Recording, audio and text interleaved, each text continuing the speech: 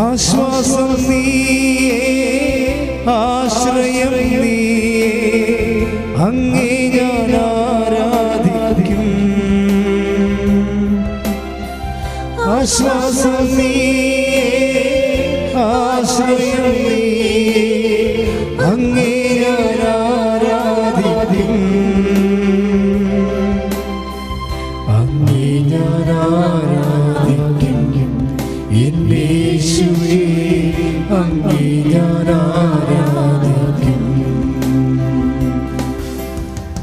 Hallelujah, ഹല്ലേലൂയ, ഹല്ലേലൂയ, ആമേൻ.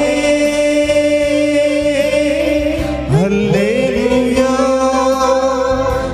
ഹല്ലേലൂയ, ഹല്ലേലൂയ, ആമേൻ. ഹല്ലേലൂയ, ഹല്ലേലൂയ. പരിശുദ്ധ പരമദിവ്യകാരുണ്യത്തിന് ആരാധനയും സ്തുതിയും പുകഴ്ചയും ഉണ്ടായിരിക്കും. പ്രിയമുള്ളവരെ,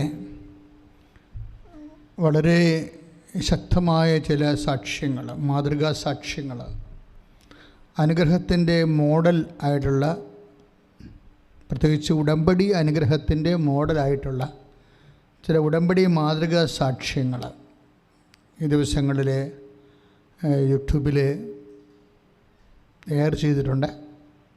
അതിലൊന്ന് അന്ന തോമസ് ആയാങ്കുടി. അപ്പോൾ അവരുടെ സാക്ഷ്യത്തിലുള്ള ഫീച്ചേഴ്സ്, സാക്ഷ്യത്തിൻ്റെ ഫീച്ചേഴ്സ് ഉടമ്പടി ധ്യാനത്തിൽ ആദ്യം പരിശോധിക്കുന്നത് ഫ്രൂട്ട് ഓഫ് ദി കവനൻ്റാണ്.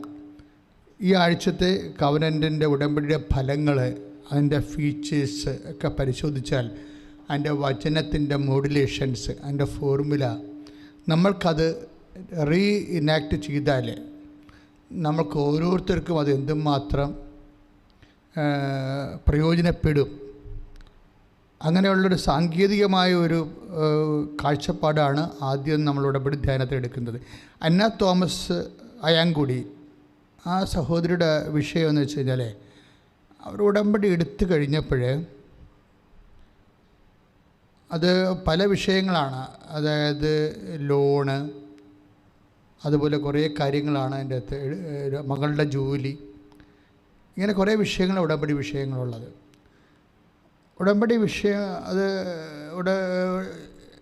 ഉടമ്പടി എടുത്തു കഴിഞ്ഞപ്പോൾ പെട്ടെന്ന്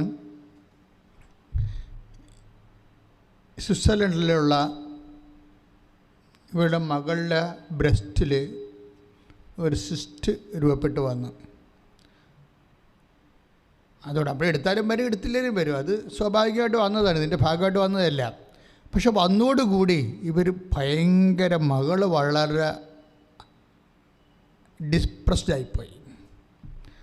അപ്പോൾ ഈ ഡിപ്രഷൻ സിറ്റുവേഷനിൽ, കാര്യം അവൾ ചെറുപ്പമല്ലേ, പിന്നെ ഇതിങ്ങനെ അങ്ങനെ പിന്നെ പെട്ടെന്ന് മാമോഗ്രാം ചെയ്യാൻ പറഞ്ഞ്, ബ്രസ്റ്റ് ക്യാൻസറാണെന്ന് പറഞ്ഞിട്ട് മാമോഗ്രാം ചെയ്യാൻ പറഞ്ഞു.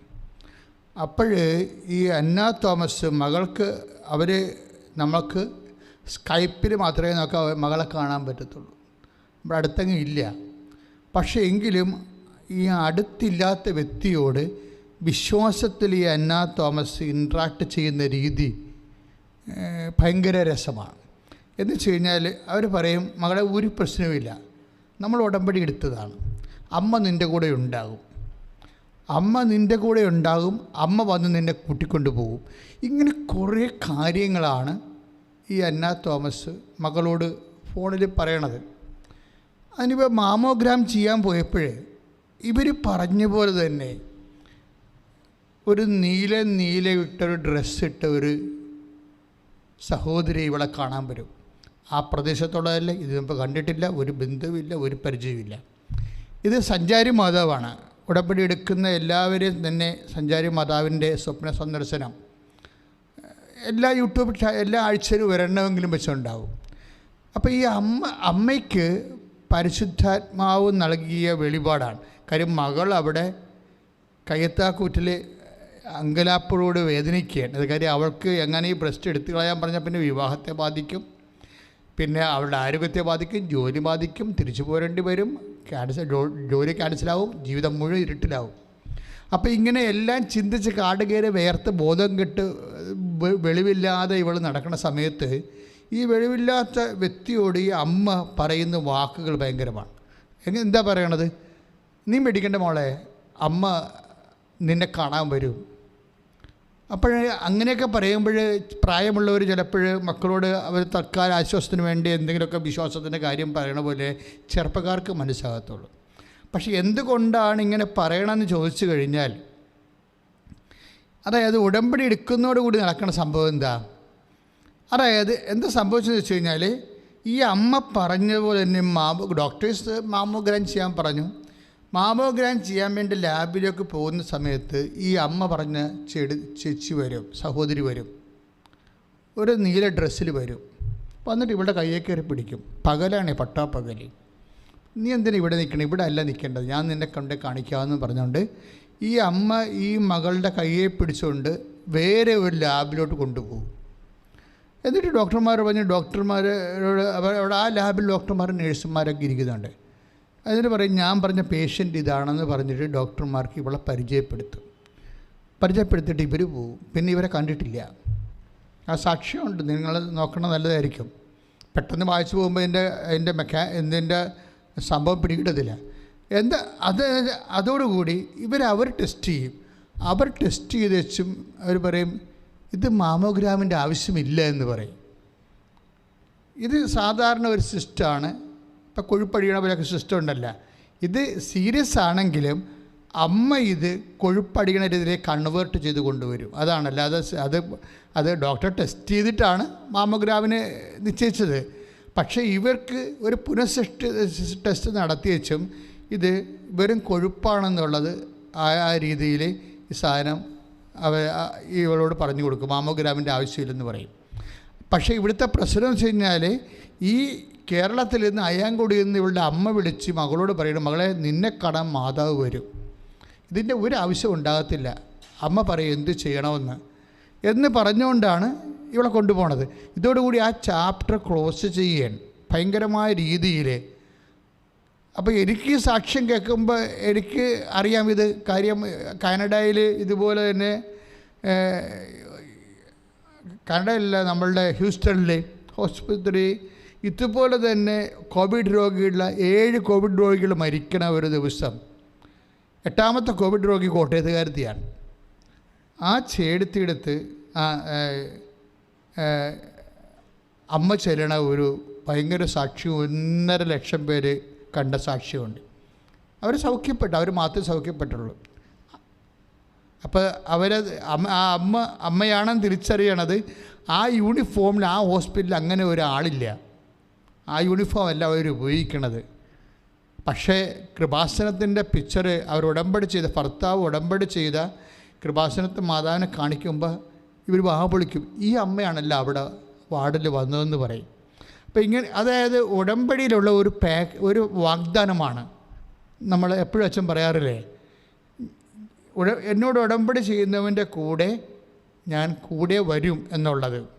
അത് 33:14 പുറപ്പാട് ഉടമ്പടി ഫണ്ടമെൻ്റൽ വാഗ്ദാനമാണ്. ഉടമ്പടിയുടെ ഫണ്ടമെൻ്റൽ വാഗ്ദാനം. ചില ആൾക്കാർക്ക് ഇത് പെട്ടെന്ന് സെൻസാകും. ചില വായി നോക്കിയവർക്ക് ഒന്നും മനസ്സിലാകത്തില്ല. 3 പ്രാവശ്യം ഉടമ്പടി പുതുക്കിയാലും ഒരനുഭവം. ചില ആൾക്കാർക്ക്, എല്ലാവർക്കും എന്നല്ല, ചിലരുടെ സംബന്ധിച്ചിടത്തോളം അവർക്ക് എന്താണ് ഈ സംഭവം എന്നറിയാൻ പാടില്ലാതെ ഇങ്ങനെ ഒരു പകച്ച് നിൽക്കുന്ന ആൾക്കാരാണ് എന്താണെന്ന്. പക്ഷേ ചിലർക്ക് പെട്ടെന്ന് ക്യാച്ചാവും. കാര്യം അതായത് നമ്മൾക്ക് ഉള്ള വിശ്വാസത്തിൻ്റെ ഒരു കപ്പാസിറ്റി ഇല്ലേ, അത് പ്രധാനപ്പെട്ട വിഷയമാണ്. അതായത് നമ്മൾക്കുള്ള വിശ്വാസത്തിൻ്റെ കപ്പാസിറ്റി എന്ന് പറയണത്, ഇപ്പോൾ ഈ ചേച്ചിയുടെ കാര്യം തന്നെ എടുക്കുക. ചേച്ചിക്ക് എന്നാ പറ്റുക? ചേച്ചിക്ക് പെട്ടെന്ന് സെൻസായി എന്താണ് ഈ വിഷയത്തിൻ്റെ പരിഹാരം.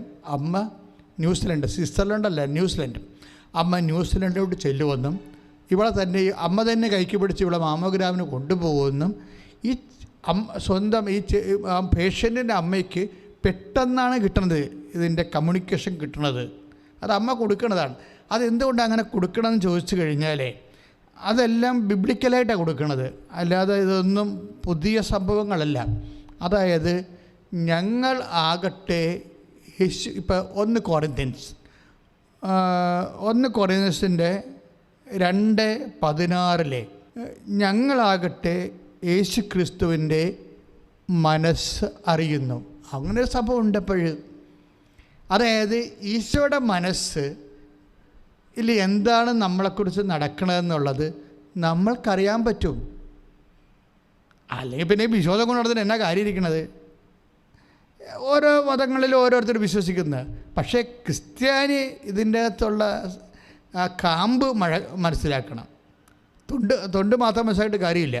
അതായത് എന്തുകൊണ്ട്, എങ്ങനെയാണ് യേശുക്രിസ്തുവിൻ്റെ മനസ്സ്? ഇപ്പം അമ്മ അവിടെ പോകുന്നതായിട്ട് പരിശുദ്ധാത്മാവ് ഇവരെ കാണിക്കും. എന്നിട്ട് ആ സെക്കൻഡ് ഇവളോട് പറയും, അമ്മ വരുന്നുണ്ട്, നിന്നെ കൊണ്ടുപോകാം മാമോഗ്രാമിലേക്ക്. ഇത് ഭയങ്കരമാണ് ശരിക്കും പറഞ്ഞാൽ. എന്നിട്ട് എന്തുകൊണ്ടാണ് ഇങ്ങനെ സംഭവിക്കുന്നത്? യേശുക്രിസ്തുവിൻ്റെ മനസ്സ് നമ്മൾ 1 കൊറിന്ത്യൻസിൻ്റെ 2:16 അനുസരിച്ച് നമ്മൾക്കറിയാൻ കഴിയണ എന്തുകൊണ്ടാണ്? അത് എന്താ കാരണം എന്ന് വെച്ച് കഴിഞ്ഞാൽ, ഈ കർത്താവുമായി സംയോജിക്കുന്നവൻ, ഞാൻ ഇടയ്ക്ക് ദിവസങ്ങൾ പറയാറുണ്ട്, 1 കൊറിന്ത്യൻസ് 6:17 ഈ വചനമുള്ളത്. എന്താണ് വചനം? ആയിട്ട് പറഞ്ഞ്, കർത്താവുമായി സംയോജിക്കുന്നവൻ അവനോടുകൂടെ ഏകാത്മാവായി തീരുന്നു. അപ്പോൾ കർത്താവിൻ്റെ ആത്മാവോടുകൂടി നമ്മുടെ ആത്മാവിന് സംയോജിക്കാൻ പറ്റും. വിശ്വാസത്തിൻ്റെ ഒരു കപ്പാസിറ്റി അതാണ്. വിശ്വസിക്കുന്നവർ വിശ്വാസം വെറുതെ ഉണ്ടാകത്തില്ല, അതിൻ്റെ കൂടെ ഭയങ്കര ദൈവസ്നേഹം ഉണ്ടാവും. ദൈവസ്നേഹം ഉണ്ടാകുമ്പോൾ, ദൈവം എന്ന് പറഞ്ഞാൽ എന്താണ്? ദൈവം നമുക്കറിയാം. ഇപ്പോൾ യോഹന്നാൻ്റെ സുവിശേഷം 4:23, യോഹന്നാൻ 4:23 എന്താണ്? കർത്താവ് ആത്മാവാകുന്നു എന്നാണ്. ശരീരമില്ലല്ലോ കർത്താവിന്. കർത്താവ്, യോഹന്നാൻ 4:23, ദൈവം ആത്മാവാകുന്നു. അപ്പോൾ ആ ഒരു ബേസ്മെൻറ്റിൽ കർത്താവ് ആത്മാവാകുമ്പോൾ നമുക്ക് ഈ ശരീരം കൊണ്ട് നടക്കുന്ന ആൾക്കാർക്ക് ദൈവമായിട്ട് യോജിക്കാൻ പറ്റുമോ? മുതിരമായിട്ട് എങ്ങനെയാണ് യോജിക്കണത്? അതുകൊണ്ട് എന്നാ ചെയ്തിരിക്കണത്? നമ്മളുടെ വിശ്വാസം നമ്മൾക്ക് പരിശുദ്ധാത്മാവിനെ തരും.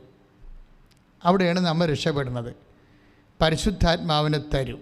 ഇപ്പോൾ ഉദാഹരണത്തിന് റോമ 5:5 എന്താ പറയണത്? നമ്മൾ ചിന്തിയിരിക്കുന്ന പരിശുദ്ധാത്മാവിനാൽ. Price the Lord. ഒന്നേറ്റ് പറഞ്ഞ്, നമ്മിൽ.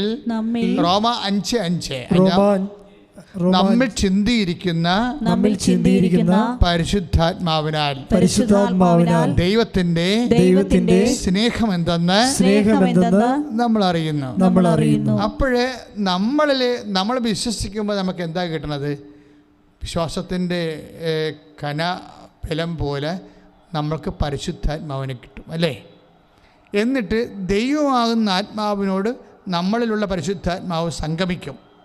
അതാണ് പൗലോസ് പറയണത്, കർത്താവുമായി യോജിക്കുന്നവൻ. എന്താ പറ്റും? അവനോടുകൂടെ ഏകാത്മാവായി തീരും. അപ്പോഴെന്നാ സംഭവിക്കണത്? 1 കൊറിന്ത്യൻസ് 2:16 സംഭവിക്കും. എന്താണ്? ഞങ്ങളാകട്ടെ യേശുക്രിസ്തുവിൻ്റെ മനസ്സിലുള്ളത് അറിയുന്നു. അപ്പോൾ ഈ അയാൻകുടി അന്നച്ചിച്ച് എന്താ? യേശുക്രിസ്തുവിൻ്റെ മനസ്സിൽ ഈ മകള്, ന്യൂസിലൻഡിലുള്ള മകള്, അവളുടെ ബ്രസ്റ്റിൻ്റെ ക്യാൻസറാണ്. അത് എന്താണ് അതിൻ്റെ പ്രതിവിധിയെന്ന് കർത്താവിൻ്റെ മനസ്സിലെ ഒരു കാര്യമുണ്ട്. അതാണ്, നിന്നെക്കുറിച്ച് എനിക്കൊരു പദ്ധതി ഉണ്ടെന്ന് പറയത്തില്ലേ? നമ്മളുടെ പരിശുദ്ധാത്മാവിനെ ദുഃഖിപ്പിക്കാതെ കൊണ്ടുപോകണം. ആധ്യാത്മിക ജീവിതത്തിൻ്റെ ഏറ്റവും വലിയ വിജയം, അല്ലെങ്കിൽ ആധ്യാത്മിക ജീവിതത്തിൻ്റെ ഏറ്റവും വലിയ നമ്മൾ ശ്രദ്ധിക്കേണ്ട കാര്യം എന്താണ്? പരിശുദ്ധാത്മാവിനെ ദുഃഖിപ്പിക്കരുത്. പിന്നെ 1 തെസ്സലോനിക്കർ 5:19 എന്താ? പരിശുദ്ധാത്മാവിനെ നിർവീര്യമാക്കരുത്. അപ്പോൾ ദുഃഖിപ്പിക്കുക എന്ന് വെച്ചാൽ വ്യക്തിയാണ് പരിശുദ്ധാത്മാവ്. നിർവീര്യമാക്കുക എന്ന് വെച്ചാൽ ശക്തിയാണ് പരിശുദ്ധാത്മാവ്. അപ്പോൾ വളരെ ജാഗ്രതയോടെ ജീവിക്കുന്ന വ്യക്തികളെ സംബന്ധിച്ചിടത്തോളം കർത്താവുമായിട്ടുള്ള സംയോഗം, അതിലൂടെ ദൈവത്തിൻ്റെ മനസ്സിൽ എന്താണെന്നുള്ളത് നമുക്കറിയാൻ പറ്റും. ഉടമ്പടി നമുക്ക് നൽകുന്ന ഏറ്റവും വലിയൊരു അനുഗ്രഹമാണ് കർത്താവുമായിട്ടുള്ള അടുപ്പം. ഇതുകൊണ്ടാണ് ഇവർ ഇത്രയും കട്ടൻ്റെഡായിട്ട് പറയണത്. ഒരു കുഴപ്പമില്ല മോളെ, ഒരു കുഴപ്പമില്ല, നിന്നെ കാണാൻ ഒരാൾ വരും. അതെന്താണ്? അത് ഈശോയുടെ മനസ്സിലുള്ള സത്യമാണ്. ആ ഈശോയുടെ മനസ്സിലുള്ള സത്യം അപ്ലോഡ് ചെയ്ത് കൊടുത്തിരിക്കുകയാണ്. എൻ്റെ മക്കളെ, ഈ ഒരു സാധ്യതയിലേക്ക് നമ്മൾ വളരണം. ഒന്ന് പ്രാർത്ഥിച്ചേ. കർത്താവായ ദൈവമേ, ഉടമ്പടി എടുത്തു കഴിഞ്ഞപ്പോൾ ഇതുപോലെയുള്ള ദൈവ മനസ്സിന്റെ രഹസ്യങ്ങൾ അറിയാനുള്ള വലിയ ബോധ്യത്തിലേക്ക് എന്നെ വളർത്തണമേ. ശ്രദ്ധിക്കട്ടെ. പരമദിവ്യ കാരുണ്യത്തിന് ആരാധനയും സ്തുതിയും പുകഴ്ചയും ഉണ്ടായിരിക്കട്ടെ. ചേച്ചി ഒരു കാര്യം കൂടി ചെയ്യും. അതായത് അന്ന തോമസ് ഒരു കാര്യം കൂടി ഇവർ ചെയ്യും. ഇവർ ചെയ്യേണ്ടത് ഉടമ്പടി തൈലം എടുത്തിട്ട് മകളുടെ ബ്രസ്റ്റാണെന്നും പറഞ്ഞ് സ്വന്തം ബ്രസ്റ്റിൽ കുരിശ് വരക്കും. അതാണ് വേറൊരു കാര്യം. ഇതെല്ലാം നിഗൂഢമായ രഹസ്യങ്ങളാണ്. ദൈവിക ആദ്യകാലം മുതൽ ഉള്ളതാണ്. ദൈവത്തോട് ഇങ്ങനെ ആൾക്കാർ അടുക്കുന്ന അനുസരിച്ചാണ് രഹസ്യങ്ങൾ വെളിപ്പെടുന്നത്. അല്ലെങ്കിൽ ചുമ്മാ ABCD ക്രിസ്ത്യാനിയായിട്ട് നടന്ന് കുറച്ച് കഴിയുമ്പോൾ മരിച്ചു പോകും. അപ്പോൾ നമ്മളെപ്പോഴും ശ്രദ്ധിക്കേണ്ട ഇതാണ്. കർത്താവ് നമ്മളോട് ഈ ലൂക്ക 5:5 പറഞ്ഞിട്ടില്ലേ, ആഴങ്ങളിലേക്ക് നീക്കി വലിയിറക്കാൻ. ആധ്യാത്മികതയിലെ ഒരു ആഴങ്ങളാണ് ഉടമ്പടി എന്ന് പറയുന്നത്. അപ്പോൾ എപ്പോഴും നമ്മൾ ശ്രദ്ധിക്കേണ്ടത്, ഇവരെന്താ ചെയ്തിരിക്കേണ്ടത്? ഇവർ സ്വന്തം ബ്രസ്റ്റ്, മാതാവിൻ്റെ മകളുടെ ബ്രസ്റ്റാണെന്ന് വിചാരിച്ചുകൊണ്ട് സ്വന്തം ബ്രസ്റ്റിൽ ക്യാൻസറുള്ള സ്ഥലത്ത് ഉടമ്പടി തൈലത്തിന് കുരിശ് വരക്കും. കുരിശ് വരക്കുമ്പോൾ നമ്മൾ എന്താണ് എക്സാക്റ്റായിട്ട് നമ്മൾ ചെയ്യണത്? എന്താണ് കുരിശ് എന്ന് പറയുമ്പോൾ ആരാണ്? കർത്താവ്. അത് വരക്കുമ്പോൾ എന്താ ചെയ്യണത്? അതെല്ലാം വചനമാണ്. നമ്മൾ എന്തെല്ലാം ചെയ്താലും നിങ്ങൾ ചെയ്യും, പക്ഷെ അത് എന്താണത്, എന്തുകൊണ്ടാണ് സംഭവിക്കണമെന്ന് അറിയത്തില്ല. അതെന്താ സംഭവിച്ചു കഴിഞ്ഞാൽ, ഇപ്പോൾ ഇവിടെ സിസ്റ്റം മാഞ്ഞു പോയില്ലേ? മാതാവിളെ കൊണ്ട് വേറെ ലാബോറട്ടറി കാണിച്ചിട്ട് ആ മാമോഗ്രാം ഇല്ലാതെ അവളെ റിലീവ് ചെയ്ത് പോയിട്ടില്ലേ? പക്ഷേ അതൊക്കെ ഇവിടെ ഈ അമ്മ ചെയ്യണത് എന്താണ്? സ്വന്തം മകളുടെ ബ്രസ്റ്റാണെന്ന് വിചാരിച്ചുകൊണ്ട് സ്വന്തം ബ്രസ്റ്റിൽ കുരിശ് വരക്കും. അതെവിടെ എന്താ സംഭവിക്കണത്? കുരിശ് വരക്കുമ്പോൾ യേശുവിൻ്റെ നാമത്തിലല്ലേ കുരിശ് വരക്കണത്? കുരിശ് വരക്കണത് യേശുവിൻ്റെ നാമത്തിലാണ്. അപ്പോൾ യേശുവിൻ്റെ നാമത്തിൽ കുരിശ് വരക്കുമ്പോൾ അത് പ്രഖ്യാപനമായിട്ടാണ് വരണത്. അത് വർക്കൗട്ട് ചെയ്യുന്നത് പ്രഖ്യാപനമായിട്ടാണ്. എന്താണ് പ്രഖ്യാപനം? പ്രഖ്യാപനം എന്ന് പറയുന്നത് ക്യാൻസറല്ല കർത്താവ് എന്നുള്ളതാണ് പ്രഖ്യാപനം. പിന്നെ ആരാ കർത്താവ്? യേശുവാണ് കർത്താവ്. റോമ 10:9 വചനം.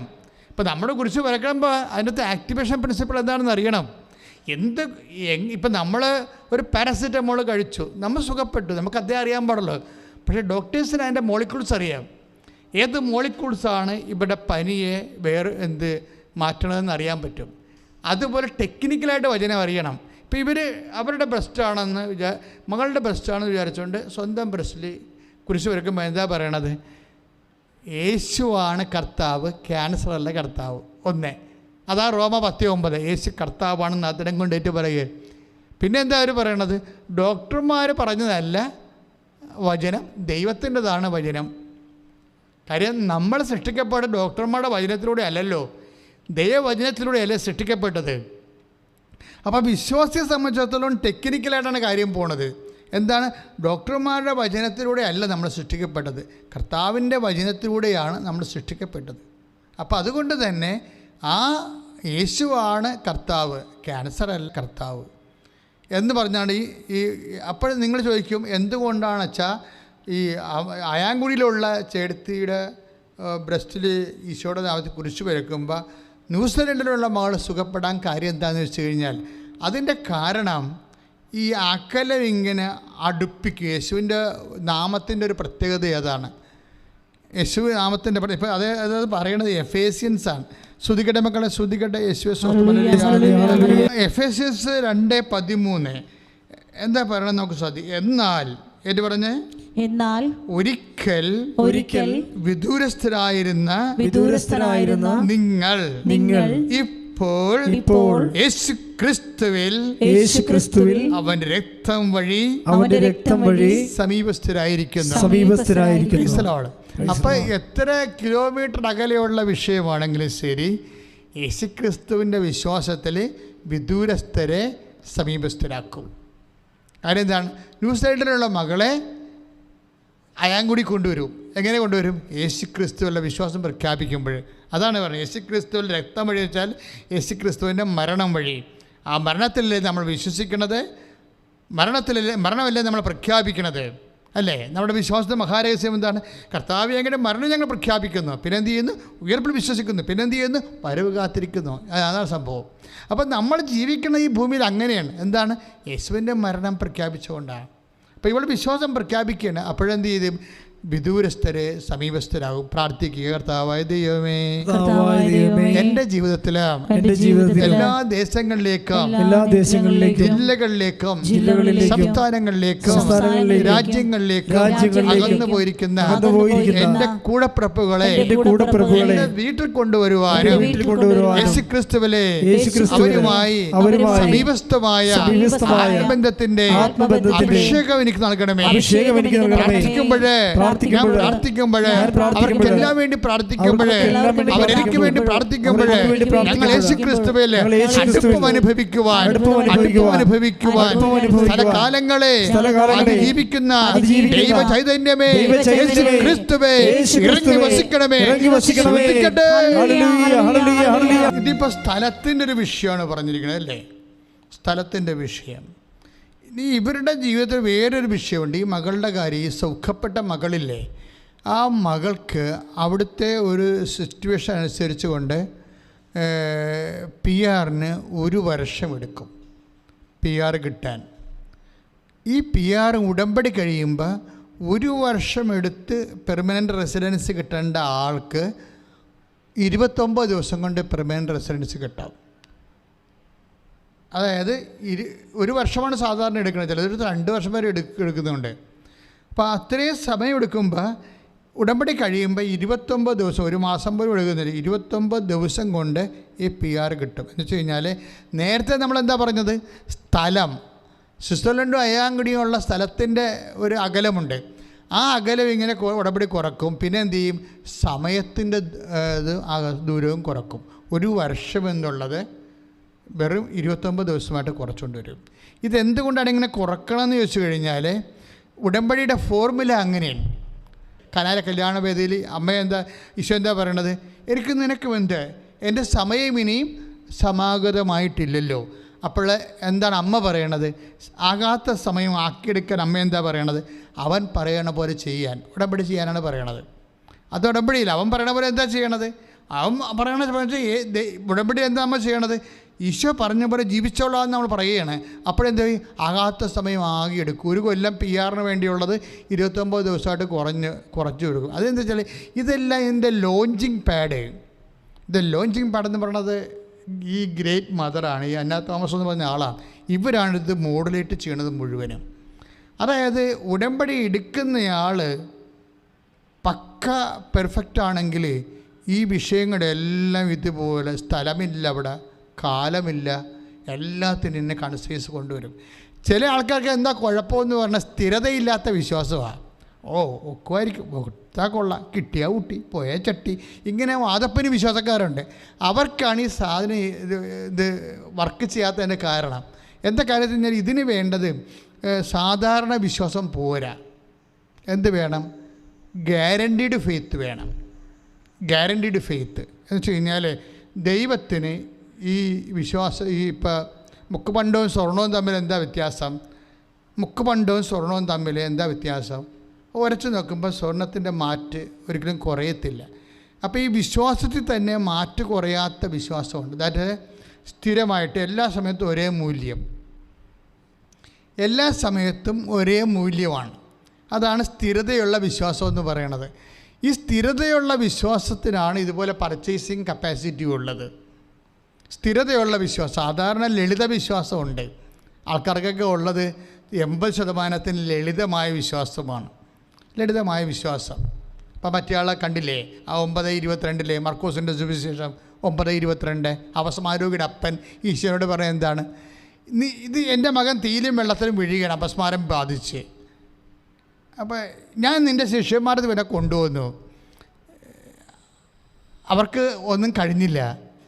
നിനക്ക് എന്തെങ്കിലും കഴിയുമെങ്കിൽ എന്നോട് കരുണ തോന്നിക്കണം. അതാണ് ഈ ABCD വിശ്വാസം എന്ന് പറയുന്നത്. എന്താണ്?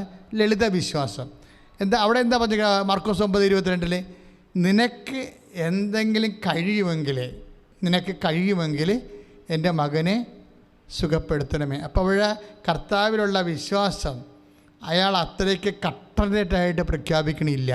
അതുകൊണ്ട് കർത്താവ് അത് റിമാർക്ക് ചെയ്ത് കർത്താവ് അയാളോട് ചോദിച്ചു, കഴിയുമെങ്കിലെന്നോ എന്നാണ്, കഴിയുമെങ്കിലെന്നോ വിശ്വസിക്കുന്നവനെ എല്ലാം സാധിക്കും.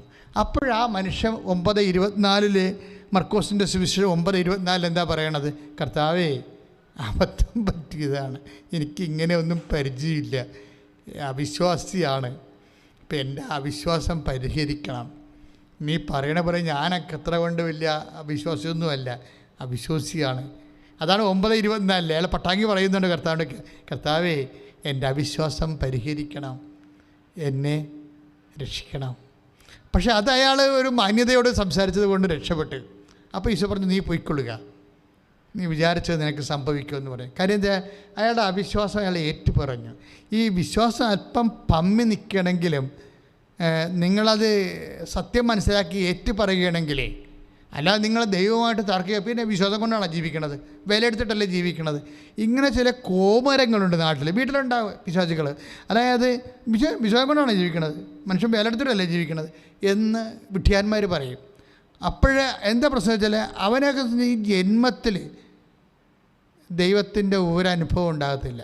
എന്താ കാര്യം? ഇതൊക്കെ ഈശോ ഭയങ്കരമായിട്ട് വില കൊടുത്തിരിക്കുന്ന സംഭവമല്ലേ. ഒന്ന് ശ്രദ്ധിക്കട്ടെ, ശ്രദ്ധിക്കട്ടെ. ഹല്ലേലൂയ, ഒന്ന് കുറഞ്ഞ 6:20 നിങ്ങൾ വിലക്ക് വാങ്ങപ്പെട്ടവരാണ്. അതാണ് വിഷയം. അതായത് നമ്മൾ യേശുക്രിസ്തുവിൻ്റെ വിശുദ്ധമായ രക്തത്താൽ വീണ്ടെടുക്കപ്പെട്ടവരാണ്. അതുകൊണ്ട് അതിന് പേയ്മെൻറ്റ് നടത്താൻ കഴിയാത്ത ആൾക്കാരുമായിട്ട് വിശ്വാസത്തിന് ബന്ധങ്ങളില്ല, അവകാശങ്ങളില്ല, ഒന്നുമില്ല. ഈ ദൈവം സംസാരിക്കണമെന്ന് പറഞ്ഞാൽ എന്താണ്? അവരുടെ വിശ്വാസം. ഇപ്പം നമ്മുടെ അപസ്മാര രോഗിയുടെ വിശ്വാസം കണ്ടില്ലേ, അപ്പൻ്റെ വിശ്വാസം കണ്ടില്ലേ? കർത്താവേ, എൻ്റെ അവിശ്വാസത്തെ നീ പരിഹരിക്കണം, എന്നോട് കരുണ തോന്നണം. അപ്പം കർത്താവ് അവൻ്റെ അവിശ്വാസത്തെ പരിഹരിച്ചു. ഇത് പക്ഷേ ഈ അവിശ്വാസത്തെ പരിഹരിച്ചെങ്കിൽ നമ്മളെപ്പോഴും ശ്രദ്ധിക്കേണ്ട ഒരു വിഷയമുണ്ട്. അതായത് ഈ അവിശ്വാസത്തെ പരിഹരിച്ചു, അതിനൊരു റേറ്റിംഗ് ഉണ്ട്, സാധാരണ ലെവലിലുള്ള വിശ്വാസമാണത്. പക്ഷേ ഹെവി ഡ്യൂട്ടി, ഇത്തിരി ഇമ്മിനി വലിയ കാര്യം ചെയ്യാൻ സാധാരണ വിശ്വാസത്തിന് പുള്ളിങ് ഉണ്ടാകത്തില്ല. കാര്യം എന്താണ്? ഇവന് ഇപ്പോൾ വിശ്വാസമുണ്ട്, അവനിപ്പോൾ ഒരു അത്യാവശ്യം വന്നപ്പോൾ, മകന് അപസ്മാരം വന്നപ്പോൾ അവനൊരു അഭ്യാസം കർത്താവിൻ്റെ അടുത്ത് കാണിച്ച്, കുറച്ച് അവിശ്വാസമൊക്കെ കാണിച്ച്, പിന്നെ വിശ്വാസമൊക്കെ കാണിച്ച് തൽക്കാലം കാര്യം കണ്ടുകൊണ്ട് പോയി. ഈ ആളെ പിന്നെ ഒരു കാലത്തും ദൈവം കാണത്തില്ല. കാര്യം എന്താണ്? ഇനി ഇയാളെ കാണണമെങ്കിൽ ഇയാൾക്ക് അടുത്ത മകന് അപസ്മാര രോഗം വരേണ്ടി വരും. അതാണ് വിഷയം. ഇതിനാണ് ബേസിക് ഫെയ്ത്ത് എന്ന് പറയുന്നത്. ബേസിക് ഫെയ്ത്തുകാരെ എപ്പോഴെങ്കിലും ഒരു ദൈവാനുഭവം കിട്ടിക്കഴിഞ്ഞാൽ നിങ്ങളത് കടിച്ചു തൂങ്ങി അപ്ഗ്രേഡ് ചെയ്യാൻ നോക്കണം. കാര്യം വെച്ചാൽ ദൈവത്തിന് ഇപ്പോഴൊരു മൂല്യമുണ്ട്, ആ ഒരു പ്രത്യേക വിഷയത്തിന് വേണ്ടി കൊടുത്തിരിക്കുന്നതാണ്. പെർമനൻ്റ് കണക്ഷൻ ഇല്ല. ചില ആൾക്കാർക്ക് പണ്ട് കണക്ഷൻ, നാട്ടിൽ കല്യാണത്തിൽ കണക്ഷൻ ഇല്ലാഞ്ഞ ആൾക്കാരുണ്ടല്ലോ. കറണ്ട് ഇപ്പോൾ എല്ലാവർക്കും ആയതൊക്കെ ഒരു 10 കൊല്ലം ആയുള്ളൂ എല്ലാവർക്കും കറണ്ടായിട്ട്. പക്ഷേ കറണ്ടില്ലാത്ത വീടുകൾ ഒരു 10 കൊല്ലം മുമ്പ് വരെ ഉണ്ടായിരുന്നു. എൻ്റെ ഇടവകയിൽ ഞാനിരുന്നത് 2015. 2015 എൻ്റെ പള്ളിയുടെ നേരെ മുമ്പിലുള്ള വീട്ടുകാർക്ക് പ്രത്യേക സാഹചര്യത്തിൽ കണക്ഷൻ കിട്ടിയിട്ടില്ല. അപ്പം ജില്ലയിൽ എല്ലാവർക്കും കണക്ഷൻ കൊടുക്കുന്ന സമയത്ത് അവർക്ക് കണക്ഷൻ കൊടുത്ത് ഞങ്ങളത് മാസ് പെറ്റീഷൻ കൊടുത്ത് KSBയിൽ. അപ്പം അതിൻ്റെ അർത്ഥം കഴിഞ്ഞ ഒരു 10 കൊല്ലം മുമ്പ് വരെ ഇലക്ട്രിക് കണക്ഷൻ ഇല്ലാത്ത വീടുകളുണ്ടാകുമായിരുന്നു. പക്ഷെ അവിടെ ഇവിടെയൊക്കെ കല്യാണം വരുമ്പോൾ എന്തു ചെയ്യും? അടുത്ത വീട്ടിൽ നിന്ന് താൽക്കാലിക കണക്ഷൻ എടുക്കും. അടുത്ത വീട്ടിൽ നിന്ന് കല്യാണത്തിന് വേണ്ടി ഒരു താൽക്കാലിക 3 ദിവസത്തേക്ക് ഒരു താൽക്കാലിക കണക്ഷൻ എടുക്കും. അടുത്ത വീട്ടിൽ നിന്ന് വേറെ വിളിച്ചൊക്കെയാണ് KSBയുടെ ഉദ്യോഗസ്ഥന്മാരെ കണ്ടിട്ട് പട്ടാങ്ങിയൊക്കെ പറഞ്ഞിട്ട് ചെയ്യണ പരിപാടിയാണ്. അപ്പം ചില ആൾക്കാരുടെ വിശ്വാസം ഈ താൽക്കാലിക വിശ്വാസമാണ്. ദൈവം ഇത് അക്സെപ്റ്റ് ചെയ്യത്തില്ല. ദൈവം എന്താ പറയണത്? നിൻ്റെ വിശ്വാസം ഗ്യാരൻറ്റീഡ് ആയിരിക്കണം എന്ന് വെച്ച് കഴിഞ്ഞാൽ സ്ഥിരമായിരിക്കണം, പെർമനൻ്റ് ആയിരിക്കണം എന്ന് പറയും. പെർമനൻ്റ് ആയിരിക്കണം. ഇപ്പോൾ ഭയങ്കര ഫ്രണ്ട്ഷിപ്പൊക്കെ എന്ന് പറഞ്ഞു കഴിഞ്ഞാൽ ഈ കൊല്ലം ഫ്രണ്ട്ഷിപ്പ് ഭയങ്കര തിക്ക് ഫ്രണ്ട്സ് ആയിരിക്കും. ചില 10 കൊല്ലം കഴിയുമ്പോൾ ഒരു ബന്ധം ഉണ്ടാകത്തില്ല. ചിലപ്പോൾ നിൻ്റെ പെറ്റ അമ്മയാണെന്ന് വിചാരിച്ചു, അമ്മയുമായിട്ടൊക്കെ ഭയങ്കര കമ്പനിയൊക്കെ ആയിരുന്നു. പക്ഷേ ഒരു കാലം കഴിയുമ്പോൾ നിന്നൊക്കെ റിലേഷൻ ചിലപ്പോൾ നാത്തൂനായിരിക്കും. അപ്പോൾ ഈ മനുഷ്യൻ്റെ റിലേഷൻസൊക്കെ തന്നെ പോലും ഇതുപോലെ അങ്ങോട്ടും ഇങ്ങോട്ടും ഒക്കെ മാറിക്കിടക്കും, സ്ഥിരത ഉണ്ടാകത്തില്ല. പക്ഷേ ദൈവത്തിന് ഇങ്ങനെ സ്ഥിരതയില്ലാത്ത റിലേഷൻ ഇഷ്ടപ്പെടുന്നില്ല. അതാണ് ഒരു വിഷയം. ഞാൻ പറഞ്ഞ മനസ്സിലായില്ലേ? ഭൂമിയിൽ സ്വന്തം അമ്മയാണെന്ന് പറഞ്ഞാൽ പോലും ഒരു കാലം നമുക്കുണ്ടായിരുന്ന റിലേഷൻസ്, പിന്നെ നിന്നോ ഇപ്പോൾ ഇങ്ങോട്ടൊന്നും കാണുന്നില്ല, ഈ വഴിയൊക്കെ നീ ഓർക്കൊണ്ടാന്ന് നമ്മളെ അമ്മയെ കാണാൻ ചെല്ലുമ്പോൾ അവർ പറയുന്ന ഡയലോഗ് ഇതാണ്: നിന്നെ ഇപ്പോൾ ഇങ്ങോട്ടൊന്നും കാണുന്നില്ല, ഈ വഴിയൊക്കെ നീ മറന്നുപോയാ എന്ന് ഞാൻ ചിന്തിക്കരുതെന്നൊക്കെ പറയും. അപ്പോൾ ദാറ്റ് മീൻസ് നിങ്ങൾ നമ്മുടെ റിലേഷൻസ് ബ്രേക്കഡായെന്ന് അർത്ഥം. സ്വന്തം അമ്മയാണേ, ഓർത്തേക്കണേ. അപ്പോൾ ഈ റിലേഷൻസ് ഇങ്ങനെ ഉണ്ടത് സ്ഥിരമല്ല. ഇത് നിങ്ങൾക്ക് നിങ്ങളുടെ പോർട്ട്ഫോളിയോ ഒക്കെ കിട്ടിക്കഴിയുമ്പോൾ നിങ്ങൾ ആ വഴി പോകും. അപ്പോൾ ഇതുപോലെ ഇപ്പം ദൈവം പക്ഷേ ഇങ്ങനെയുള്ള റിലേഷൻ മെയിൻറ്റെയിൻ ചെയ്യണില്ല. വിശ്വാസി കൃത്യമായിട്ട് ഈ വിഷയം മനസ്സിലാക്കണം. നാട്ടിൽ കിടന്ന് കളിക്കണ കളി കർത്താവുമായിട്ട് കളിക്കുക ഏക്കത്തില്ല. ദൈവം എങ്ങനെയുള്ള വിശ്വാസമാണ് മെയിൻറ്റെയിൻ ചെയ്യണത്?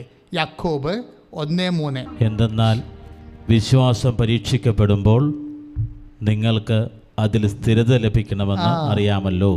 യാക്കോബ് 1:3 എന്ന് പറഞ്ഞ് എന്തെന്നാൽ വിശ്വാസം പരീക്ഷിക്കപ്പെടുമ്പോൾ നിങ്ങൾക്ക് അതിൽ സ്ഥിരത ലഭിക്കുമെന്ന് അറിയാമല്ലോ. അപ്പൊ 2 തരം വിശ്വാസമാണ് ഇവിടെ വരുന്നത്. എന്താണ്? ഒന്ന് ലളിതമായ വിശ്വാസവും കുറച്ച് അവിശ്വാസവും ഒക്കെ ആയിട്ട് കൂടിയുന്ന വിശ്വാസം. ഇത് ഒക്കേഷണലാണ്, ടെമ്പററി കണക്ഷനാണിത്, പെർമനൻ്റ് അല്ല. പെർമനൻ്റ് എന്ന് പറഞ്ഞാൽ എന്താണ്? പരീക്ഷിക്കപ്പെട്ട വിശ്വാസമാണ്. പറഞ്ഞ മനസ്സിലായില്ലേ? പട്ടുംപാടി സിഗരറ്റും വലിച്ച് നടക്കുന്ന വിശ്വാസമല്ല, പരീക്ഷിക്കപ്പെട്ട വിശ്വാസം. അതിലെന്താ സംഭവിക്കണത്? പരീക്ഷിക്കപ്പെട്ട വിശ്വാസത്തിൽ എന്താ സംഭവിക്കണത്? ഇപ്പം തന്നെ കണ്ടില്ലേ അവരുടെ വിശ്വാസം എന്താ? പരീക്ഷിച്ചു, ഒക്കെ കുടമ്പടി എടുത്തു കഴിഞ്ഞപ്പോൾ ക്യാൻസറായി. അതെന്താണ്? അതോടുകൂടി അമ്മയും മകളുടെയും വിശ്വാസം പരീക്ഷിച്ചു ദൈവം. എന്ത് പറ്റി? അതാണ് യാക്കോബ് 1:3 പറയണത്. വിശ്വാസം എന്ന് പറഞ്ഞേ, വിശ്വാസം പരീക്ഷിക്കപ്പെടുമ്പോൾ നിങ്ങൾക്കതിൽ സ്ഥിരത ലഭിക്കുന്നുവെന്ന് അറിഞ്ഞുകൊള്ളുവിൻ. അപ്പോൾ നിന്റെ വിശ്വാസത്തെ ദൈവം പെർമനന്റ് ഫെയ്ത്ത് ആയിട്ട് അംഗീകരിച്ചു. അത് ഭയങ്കരമാണ് ശരിക്കും പറഞ്ഞാൽ. അത് PR പോലെ പെർമനന്റ് റെസിഡൻസാണ്. പെർമനന്റ് റെസിഡൻസ് ആയാൽ മാത്രമേ പിന്നെ ലോൺ കിട്ടത്തുള്ളൂ, ഇല്ലേ? പല പ്രശ്നങ്ങളാണ്. ഗവൺമെൻറ് വാടക എല്ലാ ഡീലിങ്സിനും പെർമനൻസി ചോദിക്കും. വാടകക്കാരല്ല എന്നാണ് അതിൻ്റെ അർത്ഥം. അപ്പോൾ ഇതുപോലെ തന്നെയാണ് ഈ വിശ്വാസത്തിൻ്റെ കാര്യവും. വിശ്വാസത്തിന് പെർമനൻസി, സ്ഥിരത ലഭിക്കണമെങ്കിലേ വെറുതെ ഇരുന്ന് സ്ഥിരത ഒന്നും ലഭിക്കത്തില്ല. നീ ജ്ഞാനസ്നാനം സ്വീകരിച്ചു, അല്ലെങ്കിൽ കുർബാനയ്ക്കുള്ള പാട് സ്വീകരിച്ചു, നിൻ്റെ 4ാം ക്ലാസ്സിൽ വെച്ച് സ്വീകരിച്ചു. അതിനുശേഷം നീ ഇങ്ങനെ പള്ളിയിലൊക്കെ പോയി കുർബാനയൊക്കെ കൂടി അങ്ങനെയൊക്കെ നടക്കുകയാണ്. പക്ഷേ ഈ വിശ്വാസത്തിന് വേണ്ടി അവിടെ വർക്ക് ചെയ്തിട്ടില്ല, ഒന്നും വർക്ക് നടത്തിയിട്ടില്ല. അപ്പോൾ എൻ്റെ അർത്ഥം കുർബാനയ്ക്കുള്ള പാഠം ഉണ്ടായിരുന്ന വിശ്വാസം തന്നെ ഇപ്പോഴും ഉള്ളത്. പക്ഷേ ഇതിന് മൂല്യം കുറവാണ്. അതാണ് വിഷയം. മൂല്യം കുറവാണ്. ചെമ്പ് ചേർന്ന സ്വർണത്തിന് വില കുറവല്ലേ? ഇപ്പോൾ 24 ക്യാരറ്റ് എന്ന് പറയുമ്പോൾ തങ്കമാണത്. എന്നാലും ഒരു 18 ക്യാരറ്റൊക്കെ വേണം സ്വർണമെന്ന് പറയണമെങ്കിൽ. 17 ചെമ്പൊക്കെ കൂടുന്നതനുസരിച്ച് 17, 16 ഒക്കെ ആവും, താഴേക്ക് പോകും. പിന്നെ ചെമ്പ് കൂടുന്നതനുസരിച്ചുകൊണ്ട് ക്യാരറ്റ് മൂല്യം കുറയും, ചിലപ്പോൾ ഒരു എടുക്കത്തുമില്ല. അപ്പോൾ ഈ വിശ്വാസത്തിനകത്ത് ഇതുപോലെ ചെമ്പും സ്വർണമൊക്കെ ഉണ്ട്. എപ്പോഴാണെന്ന് വെച്ചാൽ ഇത് പരീക്ഷണങ്ങളെ അതിജീവിക്കണം. അതാണ് പത്രോസ് പറയണത്. 1 പത്രോസ് 1:7. 1 പത്രോസ് 1:7. സ്തുതിക്കട്ടെ ഹല്ലേലൂയ. കാരണം അഗ്നിശോധനയെ അതിജീവിക്കുന്ന നശ്വരമായ സ്വർണത്തേക്കാൾ വിലയേറിയതായിരിക്കും പരീക്ഷകളെ അതിജീവിക്കുന്ന നിങ്ങളുടെ വിശ്വാസം. അവിടെയാണ് പ്രശ്നം. വിലയേറിയെന്നാ പറയണത്, വിലയേറിയതായിരിക്കും എന്നാ പറയണത്. അപ്പോൾ അതിൻ്റെ അർത്ഥം എന്താണ്? ഈ അഗ്നിശോധനയെ അതിജീവിച്ച സ്വർണത്തേക്കാൾ വിലയേറിയതായിരിക്കും പരീക്ഷകളെ അതിജീവിച്ച നിങ്ങളുടെ വിശ്വാസം. അതായത് പരീക്ഷകളെ അതിജീവിച്ച് കഴിഞ്ഞാൽ ചില ആൾക്കാർക്ക് വിശ്വാസം ഉണ്ടാകത്തില്ല, തീർന്നു പരിപാടി. പരീക്ഷകളെ അതിജീവിച്ച് കഴിഞ്ഞാൽ ചില ആൾക്കാർക്ക് വിശ്വാസം ഉണ്ടാകത്തില്ല. എന്താണ്, അതിജീവിക്കാനൊന്നും ഉണ്ടാകത്തില്ല. എല്ലാ കാര്യത്തിനും കടലാസ് പോലെ. ഈ ടെർമോക്കോളൊക്കെ കത്തിച്ച് കഴിഞ്ഞാലുള്ള അവസ്ഥ എന്തായിരിക്കും? ഒന്നും ഉണ്ടാകത്തില്ല ബാക്കി. ചില ആൾക്കാരുടെ ഫെയ്ത്ത് ടെർമോക്കോൾ ഫെയ്ത്താണ്. കത്തിച്ച് ഒരു പരീക്ഷണത്തിലൂടെ കടന്നു പോയാൽ, ഇപ്പോൾ ഈ മാമോഗ്രാഫിൻ്റെ കേസിൽ അതാണ് പരീക്ഷണം. ആ മാമോഗ്രാഫിൻ്റെ വിഷയം വേറെ ആർക്കെങ്കിലാണ് വന്നിരുന്നെങ്കിൽ അതിനാലെ അവർ ടെൻഷൻ അടിച്ച് ചത്തുപോയേനെ. കാര്യം എന്താണ്? പ്രാർത്ഥിക്കത്തില്ല. ഒന്ന് വന്ന് എന്തെങ്കിലും ഒരു വിഷയം വന്ന് നോക്ക്. എല്ലാവരും ചോദിക്കണേ, ദൈവമേ 24 മണിക്കൂറും ദൈവമേ എന്ന് പറഞ്ഞ് എനിക്കാണല്ലോ കോവിഡ് വന്നതെന്ന് പറയും. അപ്പോൾ പള്ളിയിലെ വട്ടക്കാരനും ഇല്ല, ദുഃഖവെള്ളിയാഴ്ച പള്ളിയിൽ പോകാത്ത അവനൊക്കെ ആരോഗ്യമായിട്ട് അടക്കണമെന്ന് പറയും. അതോടുകൂടി നിൻ്റെ പരിപാടി തീരുമാനം. എന്താ കാര്യം? ഈ വായിരിക്കുന്ന നാക്ക് കൊണ്ടാണ് പലരും പണി മേടിക്കുന്നത്. കാര്യം എന്താണ്? ഹൃദയത്തിൻ്റെ തികവിൽ നിന്നാണ് അതരം സംസാരിക്കണമെന്ന് കർത്താവിന് അറിയാമല്ലോ. കർത്താവ് പറഞ്ഞ വാക്കല്ലേ അത്. ശ്രുതിക്കട്ടെ ഹല്ലേലൂയ. പ്രിയപ്പെട്ടവരെ, ഈ വാല്യൂ ആഡഡ് റിസോഴ്സസ്, അതായത് എന്താ പറയണത്, മൂല്യവർദ്ധിത വിഭവങ്ങൾ. ഇപ്പോൾ ചില വിഭവങ്ങൾ, ഇപ്പോൾ ഒരു നാരങ്ങ ഇല്ലേ, നാരങ്ങയ്ക്ക് 1 രൂപ വില. എന്ത് വിലയാണെന്ന് എനിക്കറിയത്തില്ല, സത്യമായിട്ട് അറിയാൻ പറ്റില്ല. അതായത് ഒരു നാരങ്ങയ്ക്ക് 1 രൂപ വിലയാണെന്ന് വിചാരിച്ചോ, അത് അച്ചാറിട്ട് കഴിയുമ്പോൾ 3 രൂപയാകും ഇല്ലേ? ഉപയോഗിക്കാൻ പറ്റുന്ന രീതിയിലാകും. അതിന് നമുക്ക് കഞ്ഞിയെങ്കിൽ അതുകൊണ്ട് കൂട്ടി കഴിക്കാൻ പറ്റും. അപ്പോൾ അതിൻ്റെ വില കൂടും. 3 രൂപയ ചിലപ്പോൾ 5 രൂപയും ആയെന്ന് വരും. ഇതാണ് മൂല്യവർദ്ധിതം എന്ന് പറയണത്. അതായത് വാല്യൂ ആഡഡ്. നിലവിലിരിക്കുന്ന വാല്യൂവിനെ ആഡ് ചെയ്യണം. ഇതുപോലെ തന്നെ ഒരു വിഷയമാണ് വാല്യൂ ആഡഡ് ഫെയ്ത്ത് എന്ന് പറയും. വാല്യൂ ആഡഡ് ഫെയ്ത്ത്, നിലവിലുള്ള ലളിത വിശ്വാസമില്ലേ, ആ ലളിത വിശ്വാസത്തിൽ ദൈവത്തിന് തിരുസന്നിധിയിലെ വാല്യൂ ഉള്ള വിശ്വാസമായിട്ട് ദൈവം അപ്ഗ്രേഡ് ചെയ്യാൻ നോക്കും. അതെങ്ങനെയാണെന്നാണ് പത്രോസ് പറഞ്ഞത്. എങ്ങനെയാണ്? അത് 1:10-1:7 എന്താ പറഞ്ഞത്? അഗ്നിശോധന ചെയ്ത സ്വർണത്തേക്കാൾ വാല്യൂ ആഡഡ് ആണ്, മൂല്യവർദ്ധിതമാണ് പരീക്ഷകളെ അതിജീവിക്കുന്ന നിൻ്റെ വിശ്വാസം. അപ്പോൾ ഏതെങ്കിലും ഒരു പരീക്ഷ ഉണ്ടായി കഴിയുമ്പോൾ, ഇപ്പോൾ ഒരു ദിവസം, ഇപ്പോൾ അതായത് കഴിഞ്ഞ ഡിസംബറിൽ, അപ്പോൾ എനിക്ക് 15 കൊല്ലമായിട്ട് ശ്വാസം മുട്ടലുണ്ട്. 15 87 തുടങ്ങിയതാണ്. അപ്പോൾ ശ്വാസം മുട്ടൽ ഉണ്ടാകുമ്പോൾ ഞാൻ ഓർക്കും, കർത്താവേ വല്ല കോവിഡ് വന്ന പിന്നെ ശ്വാസം മുട്ടൊക്കെ ആൾക്കാർക്കാണല്ലോ പണി കിട്ടണമെന്ന് പറയും. അപ്പോൾ എനിക്ക് 10 കൊല്ലമായിട്ട് കിഡ്നി അസുഖമുണ്ട്. മാതാവ് കൃപാസനത്തിൽ അമ്മ പ്രത്യക്ഷപ്പെട്ട് മാത്രം ഞാൻ സർവൈവ് ചെയ്യുകയാണ് ഇതിനെ എല്ലാത്തിനെയും. അപ്പോൾ ഈ ശ്വാസം മുട്ടലും എനിക്കുണ്ട്, വലിവിൻ്റെ രോഗമുണ്ട്, കിഡ്നിയുടെ രോഗമുണ്ട്. എന്നിട്ട് എനിക്ക് നമ്മുടെ ആൾക്കാരൊക്കെ വന്ന് പ്രാർത്ഥിച്ചു വന്നപ്പോൾ എനിക്ക് കോവിഡും പിടിച്ചു. എനിക്ക് ഈ 3 രോഗമുണ്ട്. ഈ 3 രോഗമുള്ളവർ സർവൈവ് ചെയ്യത്തില്ല. ഈ 3 രോഗം വെച്ചാൽ ഈ 2 രോഗങ്ങളുള്ള ആൾക്കാരാണല്ലോ മരിക്കണത്. പക്ഷേ ഈ 2 രോഗമുള്ളവർക്ക് ഈ രോഗം കൂടി വരുമ്പോഴാണല്ലോ അവർ മരിക്കണത്. പക്ഷേ ഞാൻ വളരെ ഹാപ്പി ആയിരുന്നു ആ സമയത്തെല്ലാം. ഹാപ്പി എന്നല്ല, ഞാൻ മുമ്പത്തേക്കാൾ കൂടുതൽ പ്രെയർ ചെയ്തു. എന്താ കാര്യം?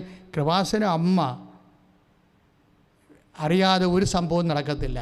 കർത്താവ് എൻ്റെ ശരീരത്തെ തൊടാൻ അനുവദിക്കത്തില്ല ആരെയും. അപ്പോൾ എന്തെങ്കിലും സംഭവിച്ചാൽ എൻ്റെ കർത്താവ് ആഗ്രഹിച്ചിട്ടാണ് അത് സംഭവിക്കണത്. അമ്മയുടെ നിരീക്ഷണം ആ വിഷയത്തിലുണ്ട്. അതുകൊണ്ട് ഞാൻ ഹാപ്പി ആയിരുന്നു. ആ ടൈം മുഴുവൻ ഞാൻ ബൈബിൾ വായനയായിരുന്നു. മുഴുവനും മുറി അടച്ചിട്ട് 24 മണിക്കൂറും ആരോടും സംസാരിക്കുക, ബൈബിൾ വായിക്കും. അതുപോലെ ജപമാലയും ചെല്ലും. അത് കഴിഞ്ഞപ്പോൾ ഞാൻ പവർഫുള്ളായി, ശരിക്കും മുമ്പത്തേക്കാൾ പവർഫുൾ. ഇതാണ്. അപ്പം നിങ്ങൾ ഓർക്കും ഞാൻ ഈ ബൈബിളൊക്കെ പറയുന്നുണ്ടെങ്കിലും ഇത് ഒരു പ്രാക്ടിക്കലായിട്ട് അച്ഛന് ഇതൊക്കെ സംഭവിച്ച അച്ഛൻ എന്ത് ചെയ്യുമെന്ന്. പക്ഷേ എനിക്കിത് കൃത്യമായിട്ട് അറിയാം. എങ്ങനെയാണ് വാല്യൂ ആഡ് ചെയ്യണമെന്ന് എനിക്കറിയാം. എങ്ങനെയാണ് കർത്താവ് നമ്മുടെ വിശ്വാസത്തെ അപ്ഗ്രേഡ് ചെയ്യണമെന്നറിയാം. അല്ലെങ്കിൽ എനിക്ക് കർത്താവിനോട് ബാർഗെയിൻ ചെയ്യാമല്ലോ. ഞാൻ വേറെ ഓരോരുത്തരും പോണില്ല. ഞാൻ 24 മണിക്കൂറും കൃപാസനത്തിൽ ആൾക്കാരെ ഒരു 150 പേരെ വെച്ച് കാണുമായിരുന്നു ഒരു ദിവസം, ആ ദിവസങ്ങളിലൊക്കെ. അപ്പോൾ അങ്ങനെ ഞാൻ ദൈവത്തിൻ്റെ വേല ചെയ്യുമ്പോൾ ദൈവം എന്നെ പ്രൊട്ടക്റ്റ് ചെയ്യണ്ടേ. പക്ഷേ ഞാൻ അത്ര മണ്ടനൊന്നുമല്ല കർത്താവിനോട് അങ്ങനെ ബാർഗെയിൻ ചെയ്യാൻ. കാര്യം കർത്താവ് പറഞ്ഞിട്ടുണ്ട് മണ്ടന്മാരാ തർക്കിക്കണമെന്ന്. അല്ലാത്തൊരു ബുദ്ധിയുള്ളവരെന്ത് ചെയ്യും? മാതാവിനെ പോലെ ഹൃദയത്തിൽ സംഗ്രഹിക്കും. ദൈവത്തിന് ഈ വിഷയത്തെക്കുറിച്ച് പദ്ധതി ഉണ്ടെന്ന് പരിശുദ്ധാത്മാവ് നമ്മളോട് പറഞ്ഞുകൊണ്ടിരിക്കും. അതുപോലെ എൻ്റെ സഹോദരങ്ങളെ എപ്പോഴും ശ്രദ്ധിക്കേണ്ട ഒരു വിഷയമാണ്, എന്തെങ്കിലും ഇഷ്യൂസ് ഉണ്ടാകുമ്പോൾ അത് കർത്താവ് നിങ്ങളുടെ ഫെയ്ത്ത് അപ്ഗ്രേഡ് ചെയ്യാൻ വേണ്ടി തരണതാണെന്ന് മനസ്സിലാക്കണം. എന്താണ്? വാല്യൂ ആഡ് ചെയ്യാൻ. വാല്യൂ ആഡ് ചെയ്യാനെന്ന് പറയുമ്പോൾ വെള്ളി പോലെ ഇരുന്ന വിശ്വാസത്തിന് ഇപ്പോൾ ഒരു പരീക്ഷണം കഴിഞ്ഞ് അതിൽ ജയിച്ച് പരീക്ഷണം ഉണ്ടായിട്ട് കാര്യമില്ല, ജയിക്കണമേ അതിൻ്റെ അകത്ത്. അത് കഴിഞ്ഞാലും നമ്മുടെ വിശ്വാസം, നമ്മുടെ പ്രത്യാശ, ദൈവസ്നേഹമൊക്കെ നിൽക്കണം.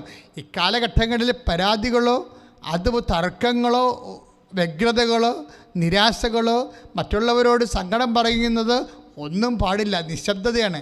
മറിയമെല്ലാം ഹൃദയത്തിൽ സംഗ്രഹിച്ചു വന്ന് 2:19 2:52 പറയുന്നത് അതാണ്. ഞാൻ അമ്മയ്ക്കുന്ന പഠിച്ചാണിതെല്ലാം. ഈ വിഷയങ്ങളെല്ലാം ഞാൻ ആരും എന്നൊക്കെ പറഞ്ഞു തന്നതല്ല, അമ്മയ്ക്കുന്ന പഠിച്ചതാണ്. ഇത്തിരി ജീവിതത്തെ കുറച്ച് ബോയിലിംഗ് ആയി കഴിയുമ്പോൾ, തിളച്ച് മറിയുമ്പോൾ അമ്മ നിശബ്ദമായിരിക്കും. എന്താ കാര്യം? ആ തിളച്ച് മറിയലിന് ശേഷം അമ്മയ്ക്കുണ്ടാകുന്ന ഒരു കപ്പാസിറ്റി ഉണ്ട്, ഭയങ്കര കപ്പാസിറ്റിയാണ്. അതിലൂടെയാണ് ഈ ഉടമ്പടിയിൽ സംഭവിച്ചിരിക്കുന്ന എനിക്ക് നിനക്ക് എന്ത് എന്നാണ് ചോദിക്കണതേ. എന്നുവെച്ചാൽ ആ നൂറ്റാണ്ടിൽ ആ പറയണ കാര്യം നടക്കില്ലെന്നർത്ഥം. അവർക്ക് വീഞ്ഞില്ല എന്ന് പറയുമ്പോൾ ഈശോ ചോദിക്കണത് എന്താണ്? എനിക്ക് നിനക്ക് എന്ത്?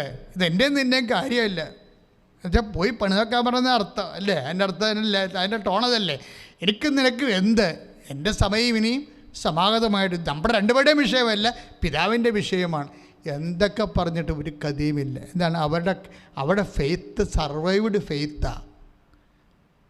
അവരുടനെ പരിശുദ്ധാത്മ പറയും, മേരി പ്രശ്നമൊന്നുമില്ല, അവൻ പറയണവർ ചെയ്യാൻ പറഞ്ഞാൽ മതി എന്ന് പറയുമ്പോൾ പരിശുദ്ധാത്മാവ് അമ്മയ്ക്ക് നോട്ട് കൊടുക്കും. അങ്ങനെയാണ് ഉടമ്പടി ഉണ്ടാകണത്. അവൻ പറയണ പോലെ ചെയ്യണത്. എന്നുവെച്ചാൽ നമുക്ക് ക്ഷീണം വന്നാലും രോഗം വന്നാലും നമ്മൾ കർത്താവ് പറഞ്ഞ പോലെ തന്നെ ചെയ്യും. അവിടെയാണ് വിഷയം വന്നത്. എങ്ങനെയാണ് ഒരു പരീക്ഷണത്തെ അതിജീവിക്കണത്? എങ്ങനെയാണ് നമ്മുടെ നിലവിലുള്ള ഫെയ്ത്തിനെ നിലവാരമുള്ള ഫെയ്ത്താക്കി മാറ്റണത്, വിശ്വാസമാക്കി?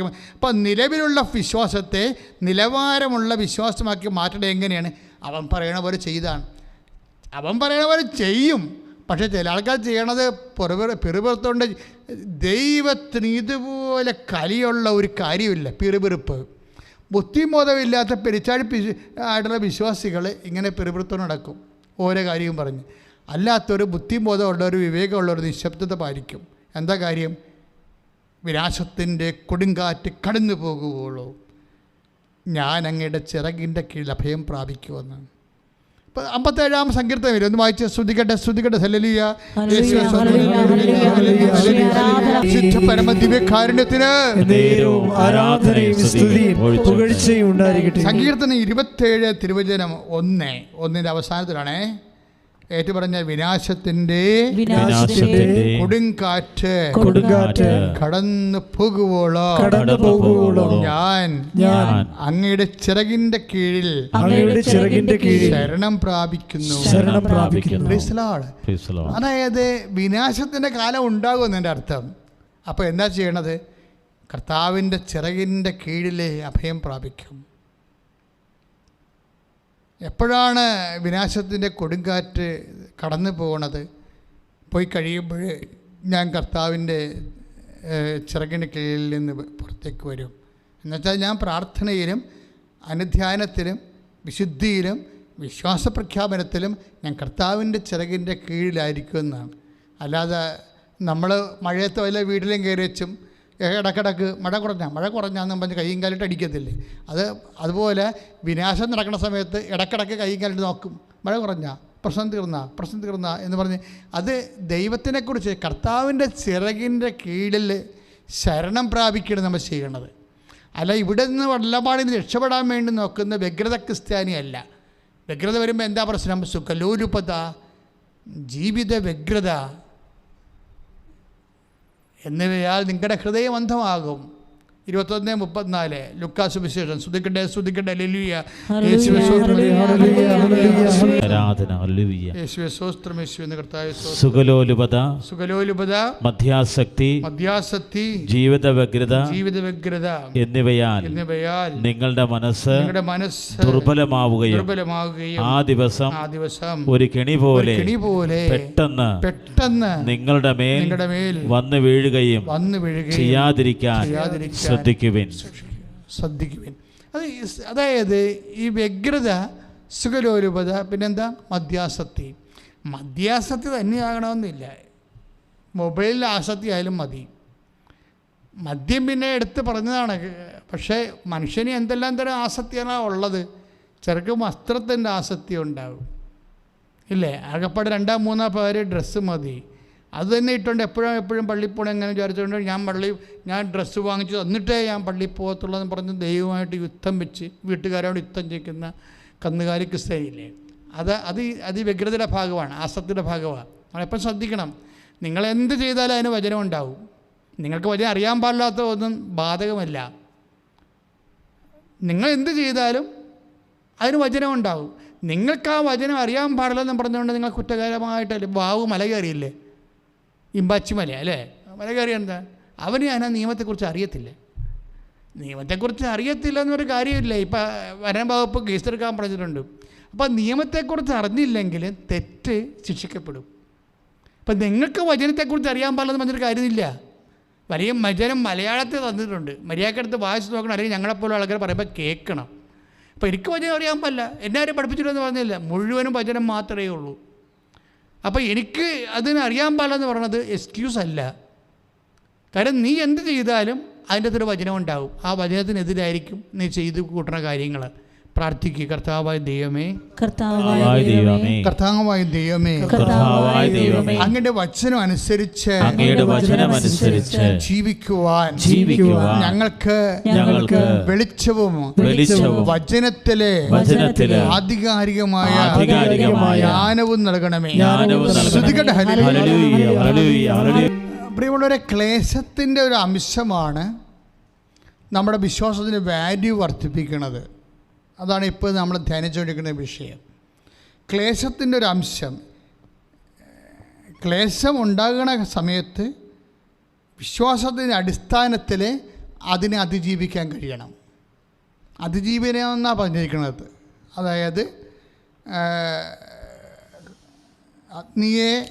അഗ്നിശോധനയെ അതിജീവിച്ച നശ്വരമായ സ്വർണത്തേക്കാൾ വിലയേറിയതായിരിക്കും പരീക്ഷകളെ അതിജീവിക്കുന്ന നിങ്ങളുടെ വിശ്വാസം. അപ്പം പരീക്ഷകളെ അതിജീവിക്കണം.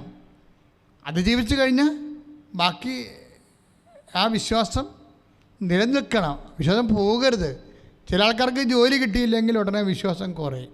ഇപ്പം കല്യാണം നടക്കാത്ത ആളിനെ കല്യാണം പെട്ടെന്ന് ഒത്ത് മനസ്സമ്മതം വരെ ഫിക്സ് ചെയ്ത്, മനസ്സമ്മതത്തിൻ്റെ തലേ ദിവസം വിളിച്ച് പറയണേ ഞങ്ങൾക്ക് ഇത്ര നീട്ടി വെച്ചാൽ കൊള്ളാവുന്നുണ്ടെന്ന് പറയും.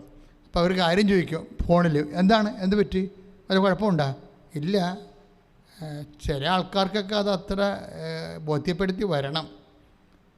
അവർ പറയും ഞങ്ങൾക്ക് വന്ന് കാണണമെന്നൊക്കെയാണ് പറഞ്ഞിരിക്കുന്നത്. അവർ പണ്ട് വരെയൊക്കെ പാര വെക്കുന്ന ആൾക്കാരാണെന്ന് പറഞ്ഞ് ഇവരോട് പറഞ്ഞ് ആശ്വസിപ്പിക്കുമെങ്കിൽ ഇവരുടെ മനസ്സിലിരിപ്പോൾ അത് തന്നെയാണ്. ദാറ്റ് മീൻസ് ഈ സാധനം മാറ്റണമെന്ന് നടത്താം. അപ്പോൾ അവർക്ക് ഇപ്പോൾ വീട്ടുകാർക്ക് മനസ്സിലാവും, ഇവരൊഴിയണമെന്ന് മനസ്സിലാവും. അപ്പോൾ ഉടനെ നെഞ്ചത്തിലിടിക്കും. എന്നിട്ട് പിന്നെ എന്ത് ചെയ്യും? അന്നത്തെ കുടുംബ പ്രാർത്ഥന ഉണ്ടാകത്തില്ല. എല്ലാം തലക്കൈയും കൊടുത്ത് ഭക്ഷണം കഴിക്കാതിരിക്കും. അപ്പോൾ അതിജീവിച്ചില്ല സാധനം. പിടിയിട്ടില്ലേ? ഇതാണ് സാധനം. അതിജീവിച്ചില്ലേ? ഒരു ചെറിയ ഫോൺ, ഒരു മനസ്സമ്മതം മിസ്സായ ഒരു വിഷയം ഉണ്ടായാൽ മതി. കർത്താവ് എന്താ തിരിഞ്ഞു നോക്കാത്തതെന്ന് ചോദിച്ചു കഴിഞ്ഞാൽ നമ്മളെ എല്ലാത്തിനും കർത്താവിനെ അറിയാമല്ലോ. അതാണ് ഈ പ്രശ്നം. വേറെ വല്ല ആൾക്കാരുമാണെന്നൊക്കെ പ്രശ്നമില്ല. ഈശോയ്ക്ക് എല്ലാ വിഷയവും സ്കാൻഡ് കോപ്പി ഡേറ്റ ഉള്ളതാണ്. ഒരു ഇഷ്യൂ വന്നു കഴിഞ്ഞാൽ നമ്മൾ മറുകണ്ഠം ചാടുമെന്നുള്ളതും കണ്ടം വഴി ഓടുമെന്നൊക്കെ കർത്താവിന് കൃത്യമായിട്ട് അറിയാം. അപ്പം അതുകൊണ്ടാണ് അതിജീവിക്കണ വിശ്വാസം ഉള്ളവരെ ഇപ്പം അതായത് ചിലർക്ക് ഭയങ്കരമായ ദൈവിക ബുദ്ധിയാണ്. ഈ അതിജീവിച്ച വിശ്വാസത്തിന് ഒരു ഉദാഹരണം എന്താണെന്നറിയാമോ? ഞാൻ എപ്പോഴും പറയാറുണ്ട്, എപ്പോഴും നിങ്ങൾ എൻ്റെ ഒന്ന് കേൾക്കുന്നതാണ്. എന്നാലും ഇപ്പോൾ ഈ ഉദാഹരണം വന്നപ്പോൾ അത് പറഞ്ഞാണ്. കാനങ്കാരി, അവളുടെ പ്രശ്നം എന്താണ്? അവളെ കരഞ്ഞു പിടിച്ച് കർത്താവ് എൻ്റെ മകൾ പിശാചി ബാധിതയാണ്, തീരും വെള്ളത്തും വീഴണമെന്നൊക്കെ പറഞ്ഞുകൊണ്ട് അങ്ങ് എന്നെ സുഖപ്പെടുത്തണം എന്നൊക്കെ പറഞ്ഞ് ഇവളുടെ പുറകെ നടക്കുകയും കർത്താവ് മൈൻഡ് ചെയ്യുടെ പ്രസരമില്ല. അപ്പോഴേ പത്രോസിന് പത്രോസ് പറഞ്ഞ് ഇത് നമുക്ക് ഒരു ഗ്ലാസ് വെള്ളം പോലും കുടിക്കാൻ പറ്റത്തില്ല, ഈ സന്തതി നേരെ ഇരച്ച് തള്ളി നമ്മുടെ കൂടെ വരികയാണ്, അവനെ പറഞ്ഞു വിടാൻ നോക്ക്, അല്ലെങ്കിൽ ഉള്ള സമാധാനം കൂടി പോകുമെന്ന് പറയുമ്പോൾ കർത്താവ് പറഞ്ഞു മക്കളുടെ അപ്പം എടുത്ത് പട്ടികൾ കൊടുക്കുക വിഹിതമല്ലെന്ന് പറയും. അവിടെ ഉപയോഗിക്കുന്ന വാക്കെന്താണ്? മക്കളുടെ അപ്പം എന്നാണ്. അപ്പം ആർക്കുള്ളതാണ്? വിശ്വാസത്തിൽ മക്കളായിരിക്കുന്നവർക്കുള്ളതാണ്. അല്ല യഹൂദൻ്റെ കാര്യമല്ല പറയണത്. വിശ്വാസം, ഞാൻ കഴിഞ്ഞ ദിവസങ്ങളിൽ നിങ്ങൾ പറഞ്ഞു, വിശ്വാസം നമുക്ക് എന്തു തരുന്നോ? വിശ്വാസം നമുക്ക് നിത്യജീവൻ നൽകുന്നു എന്ന് വെച്ച് കഴിഞ്ഞാൽ നമ്മളെ ക്രൈസ്തവരും ദൈവത്തിൻ്റെ മക്കളും മോക്ഷരാജ്യത്തിൻ്റെ അവകാശികളും. അപ്പോൾ അവകാശികൾ ആരാണ്? മക്കളാണ്. വിശ്വാസം എന്താ ആരാക്കണതാണ്? വിശ്വാസം നമ്മളെ എന്താക്കും? മക്കളാക്കും. അതാണ് ഈശോ പറയണത്. അല്ലാതെ വേറെ ഉദാഹരണമൊന്നുമില്ല അതിന്. കർത്താവ് ഇങ്ങനെ പറഞ്ഞില്ല, അവരെ പട്ടിയെന്ന് വിളിച്ചില്ല എന്നല്ല എൻ്റെ അർത്ഥം. അതായത് അവിടുത്തെ മെയിൻ ഇമ്പോർട്ടൻസ് എന്താണ്? മത്തായിയുടെ സുവിശേഷം 15:25 വായിച്ചോളൂ. അവനെ പ്രണമിച്ചു, കർത്താവെ എന്നെ സഹായിക്കണമെന്ന് അപേക്ഷിച്ചു. അവൻ പറഞ്ഞു, മക്കളുടെ അപ്പമെടുത്ത് നായ്ക്കൾക്ക് എറിഞ്ഞു കൊടുക്കുന്നത് ഉചിതമല്ല. Price the Lord. അതാണ് വിഷയം. അതായത് ഈശോയെ പ്രണമിച്ചുകൊണ്ട് പറഞ്ഞു, എന്നെ സഹായിക്കണമേ. ആരാണ്? അവളുടെ മകൾക്ക് വേണ്ടി കാനങ്കാരിയെ പ്രാർത്ഥിക്കുന്നതാണ്. അപ്പോൾ ഈശോ പറയുന്നതാണ് മക്കളുടെ അപ്പം. അപ്പോൾ അപ്പം ആർക്കുള്ളതാണ്? മക്കൾക്കുള്ളതാണ്. അതാണ് വിഷയം. മക്കളെന്ന് പറഞ്ഞാൽ ആരാണ്? വിശ്വാസികൾ. വിശ്വാസികൾക്കുള്ളതാണ്, അവിശ്വാസികൾക്കുള്ളതല്ലെന്ന് ദൈവത്തിൻ്റെ അപ്പം. It is very clear. നമ്മൾ വേറെ ഒന്നും ചിന്തിച്ച് നമ്മൾ വ്യാഖ്യാനിച്ച് കടകയറേണ്ട ഒരു കാര്യമില്ല. കാര്യം മക്കളാണെങ്കിൽ അവകാശികളാണെന്ന് പൗലോസ് അപ്പോസ്തലൻ പറയുന്നുണ്ട്. മക്കളാണെങ്കിൽ നമ്മളെങ്കിൽ അവകാശികളാണ്. അപ്പം ആർക്കുള്ളതാണ്? അവകാശികൾക്കുള്ളതാണ്. അവകാശികൾ ആരാണ്? മക്കളാണ്. മക്കളുടെ അപ്പം എടുത്തിട്ട് അവകാശമില്ലാത്തവർക്ക് കൊടുക്കുന്ന വിഹിതമല്ല. വിശ്വാസിയുടെ അപ്പം എടുത്തിട്ട് അവിശ്വാസിക്ക് കൊടുക്കുന്നത് വിഹിതമല്ല എന്ന് ഈശോ പറഞ്ഞത്. അപ്പോൾ അവളെന്താ പറയണത്? തിരിച്ച് പറഞ്ഞു. അപ്പോൾ അവൾക്ക് ഭയങ്കര പട്ടിയെന്നൊക്കെ വിളിക്കുമ്പോൾ കുറച്ച് സങ്കോചം ഉണ്ടാവും. അതാണ് എൻ്റെ കണ്ടൻറ് എന്ന് പറയുന്നത്. Grace content. ഗ്രേസ് കണ്ടൻറ് അതാണ്. പറഞ്ഞോളൂ, വായിച്ചോളൂ. അവൾ പറഞ്ഞു, അതേ കർത്താവേ, നായ്ക്കളോ യജമാനന്മാരുടെ മേശയിൽ നിന്ന് വീഴുന്ന അപ്പക്കഷ്ണങ്ങൾ തിന്നുന്നുണ്ടല്ലോ. Praise the lord. ഇതിൻ്റെ വിഷയം എന്താ? അതിനകത്തൊരു സഫറിങ് കണ്ടന്റ് ഉണ്ട്. SC എന്ന് ഞാൻ ഓമനപ്പേര് വിളിക്കുന്ന സഫറിങ് കണ്ടന്റ്. അതായത് എല്ലാ ഫെയ്ത്ത് അപ്ഗ്രഡേഷനിലും ഫെയ്ത്തിൻ്റെ ഒരു നിലവാര ഉയർച്ചയിൽ എപ്പോഴും ഒരു സഫറിങ് കണ്ടന്റ് ഉണ്ടാവും. അവൾക്കൊരു സഫറിങ് കണ്ടൻറ്റ് ഈസിയിട്ട് കൊടുക്കുകയാണ്. എന്താണ്? അവളെ പട്ടിയെന്ന് വിളിച്ചോ. അപ്പോൾ അവൾക്ക് വേണമെങ്കിൽ പറയാം, ഈ മനുഷ്യൻ ദൈവവുമല്ല പിശാചുമല്ല ആരുമല്ല, ഭയങ്കര കടകട്ട പരിപാടിയാണ്, ഇത് ആൾക്കാരെ പറ്റിക്കാൻ വേണ്ടി ഓരോ വിഷം കെട്ടി ഇറങ്ങിയിരിക്കുകയാണ്, എനിക്ക് നിങ്ങളുടെ സൗഖ്യം വേണ്ട, ഒരു മണ്ണാങ്കട്ടയും വേണ്ട, ഗുഡ് ബൈ എന്ന് പറഞ്ഞാൽ അവൾക്ക് പോകാം. പക്ഷെ അവൾ പോകത്തില്ല. കാര്യം അവൾ പരീക്ഷയാണ്. ഇവളെ പട്ടിയെന്ന് വിളിച്ചതോടുകൂടി ഒരു പരീക്ഷ കൊടുത്തിരിക്കുകയാണ്. എന്തിനാണ്? ഈ പരീക്ഷയോടുകൂടി ഇവളുടെ വിശ്വാസം ഗ്രേഡ് ചെയ്യണം. നമ്മളുടെ എല്ലാ വിഷയവും അത് തന്നെയാണ്. വിശ്വാസം അപ്ഗ്രേഡ് ചെയ്യാൻ വേണ്ടിയുള്ള കാര്യങ്ങളാണ്. പക്ഷേ ഇവളെന്ത് ചെയ്ത്? ഇവൾ കയറി അക്സെപ്റ്റ് ചെയ്ത്. ഈശോ പറഞ്ഞു, ഈശോ പട്ടിയെങ്കിൽ പട്ടി, ഞാൻ പട്ടിയാണ്, സമ്മതിച്ചെന്ന് പറഞ്ഞു. അക്സെപ്റ്റ് ചെയ്ത് അവൾ. അതിന് തർക്കിക്കാൻ പോയില്ല. അവർക്ക് തർക്കിക്കുകയോ ബഹളം ഉണ്ടാക്കുകയോ ചെയ്തില്ലെന്ന് പറഞ്ഞില്ലേ? സകനദാസൻ്റെ ഒരു ഫീച്ചറാണത്. ഐസയ 53:7 അവൻ തർക്കിക്കുകയോ ബഹളമുണ്ടാക്കുകയില്ല. അപ്പം അതായത് സബ്മിസീവായി എന്ന് പറഞ്ഞ്, കർത്താവെ അങ്ങ് പറഞ്ഞു ശരിയാ, ഞാൻ പട്ടിയാണ്. പക്ഷെ ഒരു കാര്യമുണ്ട്. എന്താണ്?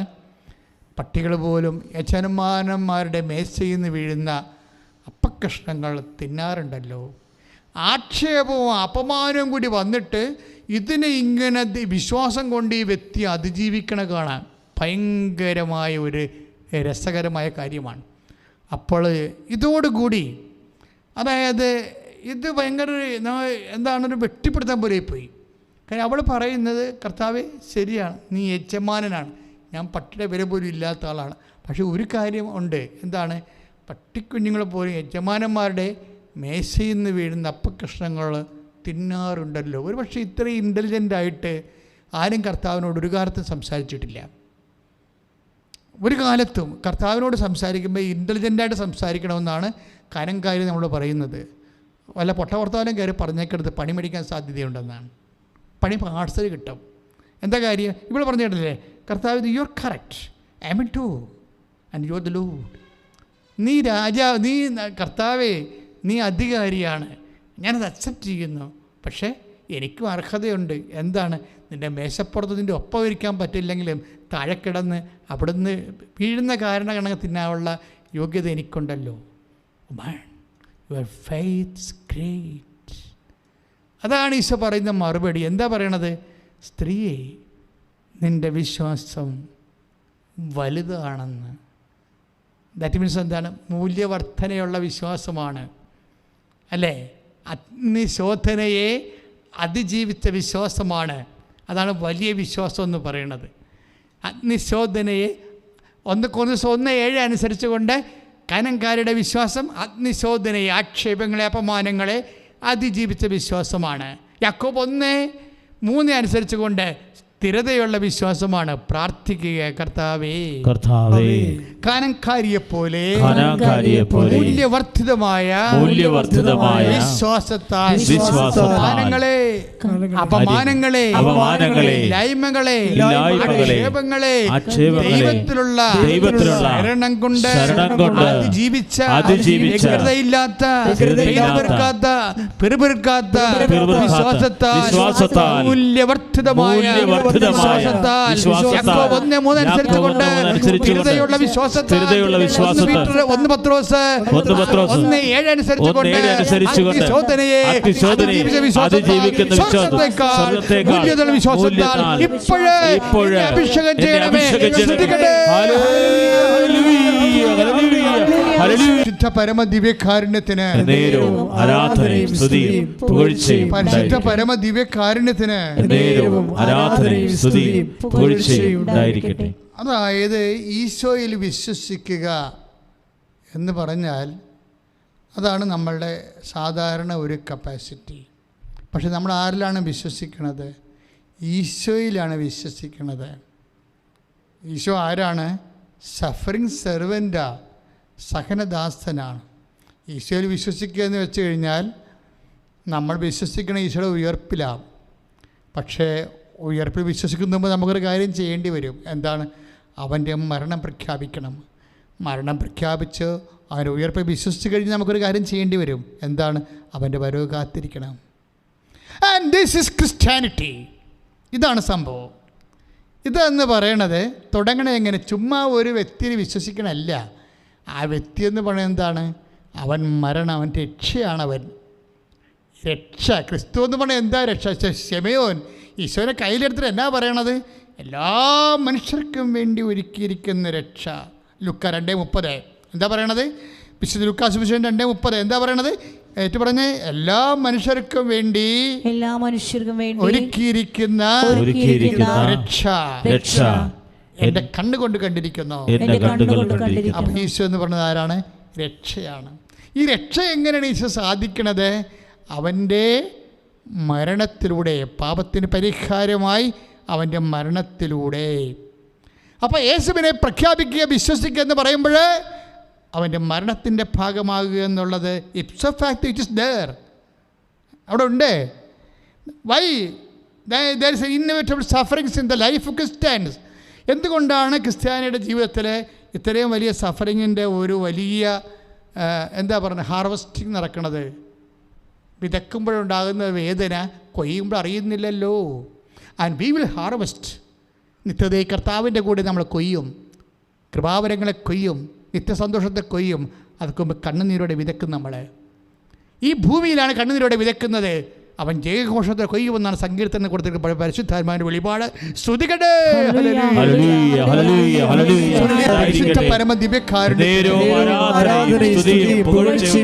പ്രിയമുള്ളവരെ, എങ്ങനെ ഈ സർവൈവ്ഡ് ഫെയ്ത്ത്? ഞാൻ പറഞ്ഞില്ലേ, ക്രിസ്തുവിൽ വിശ്വസിക്കുക. ഇപ്പം നമ്മൾ യോഹന്നാൻ്റെ സുവിശേഷം 1:12. ഇപ്പോൾ 1 യോഹന്നാൻ എൻ്റെ സുവിശേഷം 1:12 എന്താ പറയണത്? അവൻ്റെ നാമത്തിൽ, ഏറ്റു പറഞ്ഞേ, അവൻ്റെ നാമത്തിൽ വിശ്വസിക്കുന്നവർക്കെല്ലാം ദൈവമക്കളാകാനുള്ള കഴിവ് നൽകി. അപ്പോഴേ ആർക്കാ അവൻ്റെ ഈ വിശ്വാസം എന്താണ് നൽകണത്? ദൈവമക്കളാകാനുള്ള കഴിവാണ് നൽകണത്. കാര്യം എന്താണ്? അപ്പം മക്കൾക്കുള്ളതാണ്. അതാണ് ഈശോ പറയുന്നത്, വിശ്വാസിക്കുള്ളതാണ്. അതാണ് മക്കളുടെ അപ്പം എടുത്ത് നായ്ക്കൾക്ക് കൊടുക്കുക വിഹിതമല്ലെന്ന് പറയുന്നത്. കാര്യം അവിശ്വാസിയെ നായ്ക്കളായിട്ടാണ് കർത്താവ് കാണുന്നത്. സംശയമുണ്ട്. അവിശ്വാസിയെ അവസ്ഥ എന്താണ്? അവൻ നായ്ക്ക് പട്ടിയാണവൻ. ഞാനീ തെമ്മാടിക്കുഴി കാണുമ്പോൾ പറഞ്ഞ് പട്ടികളെ കുഴിച്ചിടാൻ കൊണ്ട് സാധനം. കാര്യം പള്ളിയിലും കയറത്തില്ല, ഒരു പരിപാടിക്കും ഇല്ല, വിശ്വാസമില്ല, ഒന്നുമില്ല. കർത്താവ് എന്താ പറയണത്? അവിശ്വാസി പട്ടിയാ, ഒരു സംശയമില്ല. അപ്പം ആർക്കാവുള്ളത്? നിത്യതയിൽ ആർക്കാണ് വിരുന്നുള്ളത്? വിശ്വാസിക്കാനുള്ളത്. അതുകൊണ്ട് തന്നെ കാനംകാരിയോട് അങ്ങനെ കർത്താവ് പറയണത്. കർത്താവ് അങ്ങനെ പറയാൻ കാര്യം എന്താണ്? ഇപ്പം എന്താ ഇവിടെ പറഞ്ഞിരിക്കണത്? യോഹന്നാൻ 1:12 എന്താ പറയണത്? അതായത് അവൻ്റെ നാമത്തിൽ, പറഞ്ഞേ, അവൻ്റെ നാമത്തിൽ വിശ്വസിക്കുന്നവർക്കെല്ലാം ദൈവമക്കളാകാനുള്ള കഴിവ് നൽകി. അപ്പം മക്കളാകാനുള്ള കഴിവെന്ന് പറയണത് വിശ്വാസം നമുക്ക് നൽകണത് എന്താണ്? ഒരു കഴിവാണ്. അതാ യോഹന്നാൻ്റെ 1:12 പറയണത്. എന്താ പറയണത്? ഏറ്റു പറഞ്ഞേ, അവൻ്റെ നാമത്തിൽ വിശ്വസിക്കുന്നവർക്കെല്ലാം ദൈവമക്കളാകാനുള്ള കഴിവ് നൽകി. അപ്പം മക്കളെന്ന് പറഞ്ഞാൽ എന്താണ്? ഒരു കഴിവാണ്, എബിലിറ്റി, കപ്പാസിറ്റിയാണ്. ആ കപ്പാസിറ്റി നമുക്ക് ഉണ്ടാകണത് എങ്ങനെയാണ്? വിശ്വാസത്തിലൂടെയാണ്. പക്ഷേ മക്കൾക്ക് ഉള്ള അവസ്ഥ അറിയാമല്ലോ. മക്കൾക്ക്, എൻ്റെ മകനെ, എനിക്കുള്ളതെല്ലാം നിനക്കുള്ളതല്ലേ? ഇവൻ മൃതനായിരുന്നു, അവനിപ്പോൾ ജീവിക്കണോ? അവൻ നഷ്ടപ്പെട്ടിരുന്നോ? അവനിപ്പോൾ കണ്ടുകിട്ടിയിരിക്കുന്നു. ഇപ്പോഴും നമ്മൾ സന്തോഷിക്കണ്ടേ എന്ന് ചോദിക്കുമ്പോൾ മക്കളും ചേട്ടനും അനുജനും ഉണ്ടെങ്കിലും അവിടെ ഒരു 2 തരം അവകാശങ്ങളാണ് ഉള്ളത്. ഒന്ന് അടിമയ്ക്ക് കിട്ടുന്ന ഔദാര്യം, മറ്റത് അപ്പൻ്റെ കൂടെ നിന്ന് കിട്ടുന്ന ശാശ്വതമായ സ്മരണ. ഇത് രണ്ടാ. ഇപ്പം എങ്ങനെയെങ്കിലും ഇവിടെ ജീവിച്ചിട്ട് അവസാനം അനുഗ്രഹം അടിച്ചു മാറ്റാമെന്നൊന്നും ഒരു വ്യാമോഹം വേണ്ട. അതിന് കർത്താവ് കഥ പറയുന്നുണ്ട്. എൻ്റെ മകനെ എന്ന് പറയുമ്പോൾ മൂത്ത മകൻ ശാഠ്യം പിടിക്കും. അപ്പാ, വേശ്യകളുടെ കൂടെ ഇവൻ ദൂർത്തടിച്ചു, നമ്മുടെ കുടുംബ തറവാട് ചിത്തപ്പേരുണ്ടാക്കിയിട്ട് അവൻ പോയിരിക്കണാണ്. ഇപ്പം അവൻ വന്നപ്പോൾ ഇത്രയും നാൾ കുഞ്ഞാടിനെ പോലെ നിന്നോട് ഞാൻ ചോദിച്ചിട്ട് നീ തന്നില്ല. അവന് വേണ്ടി കൊഴുത്ത കാളക്കുട്ടിയൊക്കെ കൊടുത്തു, വലിയ ഉടുപ്പൊക്കെ ഇട്ട് അവൻ നിൽക്കണം, കണ്ടില്ലേ? എന്താ, ഞാനാണ് ധർമ്മക്കാരൻ, ഞാൻ ഇവിടെ നിന്ന് പോണോ എന്ന് ചോദിക്കുമ്പോൾ അപ്പം പറയണ വാക്കുണ്ട്, എൻ്റെ മകനെ എനിക്കുള്ളതെല്ലാം നിനക്കുള്ളതാണ്. അല്ലാതെ അവനെ തഴഞ്ഞില്ല. നമ്മളെ ദൂർത്ത പൊത്തണേയും പൊക്കി തോളെ വെച്ചോണ്ട് നടക്കണേ. അവന് ഇപ്പോഴും ധർമ്മക്കാരുടെ തന്നെ റാങ്കിൽ കിടക്കണ കക്ഷി. കാര്യം അപ്പനീ മൂത്ത മകനോട് ഇങ്ങനെ സംസാരിക്കുമ്പോൾ തന്നെ ഇളയ മകൻ്റെ കാര്യത്തിൽ തീരുമാനമായെന്ന് വ്യക്തമല്ലേ? എൻ്റെ മകനെ എനിക്കുള്ളതെല്ലാം നിനക്കുള്ളതാണെന്ന്. ഇവനോട് കാണിക്കണ ഔദാര്യം എന്താണ്? ഇവൻ തന്നെ തിരിഞ്ഞ് നടന്നിട്ട് വരികയല്ലേ? ഞാനൊരു അപ്പനല്ലേ, യു അണ്ടർസ്റ്റാൻഡ് മീ. ഭയങ്കര ലീനിയൽ അണ്ടർസ്റ്റാൻഡിങ്ങാണ് സംഭവം നടന്നിരിക്കുന്നത്. അപ്പം നമ്മൾ ചോദിക്കുവേ, ഞാൻ കൃത്യമായിട്ട് ദേവാലയത്തിൽ പോകുന്നുണ്ട്, ഞാൻ കർത്താവിൻ്റെ വിശുദ്ധിയോട് ജീവിക്കുന്നുണ്ട്, നോൻപ് ആചരിക്കുന്നുണ്ട്, സഭയുടെ പ്രമാണം ഏൽപ്പിക്കുന്നുണ്ട്, പക്ഷേ എനിക്ക് നിൻ്റെ മുമ്പിലൊരു വില ഉള്ളില്ലല്ലോ, ഞാനിപ്പോഴും കരഞ്ഞും പിടിച്ചല്ലേ ജീവിക്കണത് എന്ന് നീ കർത്താവിനോട് ചോദിച്ചാൽ എൻ്റെ മകളെ എന്ന് പറഞ്ഞാൽ കർത്താവ് വിളിക്കും, എൻ്റെ മകനെ. കാര്യം കർത്താവ് ഇവിടെയുള്ള ഈ മിന്നലാട്ടങ്ങളൊന്നും വ്യക്തമായ കഥയായിട്ട് കാണുന്നില്ല. അതാണ് പ്രശ്നം. എന്താ കാണുന്നത്? നിത്യതയുടെ നിത്യമഹത്വത്തെക്കുറിച്ചാണ് കർത്താവ് മനസ്സിൽ കാണുന്നത്. അത് പങ്കാളിത്തം കിട്ടിയവനെ ബാക്കിയുള്ളതൊന്നും വലിയ കഥയാകണ്ട. പൗലോസപ്പോസും പറയാം, ഭക്ഷിക്കാനും ഉടുക്കാനൊക്കെ ഉണ്ടെങ്കിൽ മര്യാദക്ക് ജീവിച്ചു പോകുവാനേ, ഇല്ലാത്തതൊക്കെ ആഗ്രഹിച്ചിട്ട് അതില്ലെന്നും പറഞ്ഞുകൊണ്ട് മോങ്ങിക്കൊണ്ട് നടക്കല്ലേ. ബൈബിൾ എന്ത് രസമാണെന്നറിയാവോ? കാര്യം നിനക്ക് ദൈവത്തെ വേണമെന്നുണ്ടെങ്കിൽ ബൈബിൾ പറഞ്ഞു തരും നിനക്ക് സത്യമെന്തായ വിശ്വാസം എന്താണെന്ന്. കർത്താവ് ഒരു അനീതി നമ്മളോട് ചെയ്യത്തില്ല. ശ്രുതികടെ ഹല്ലേലൂയ.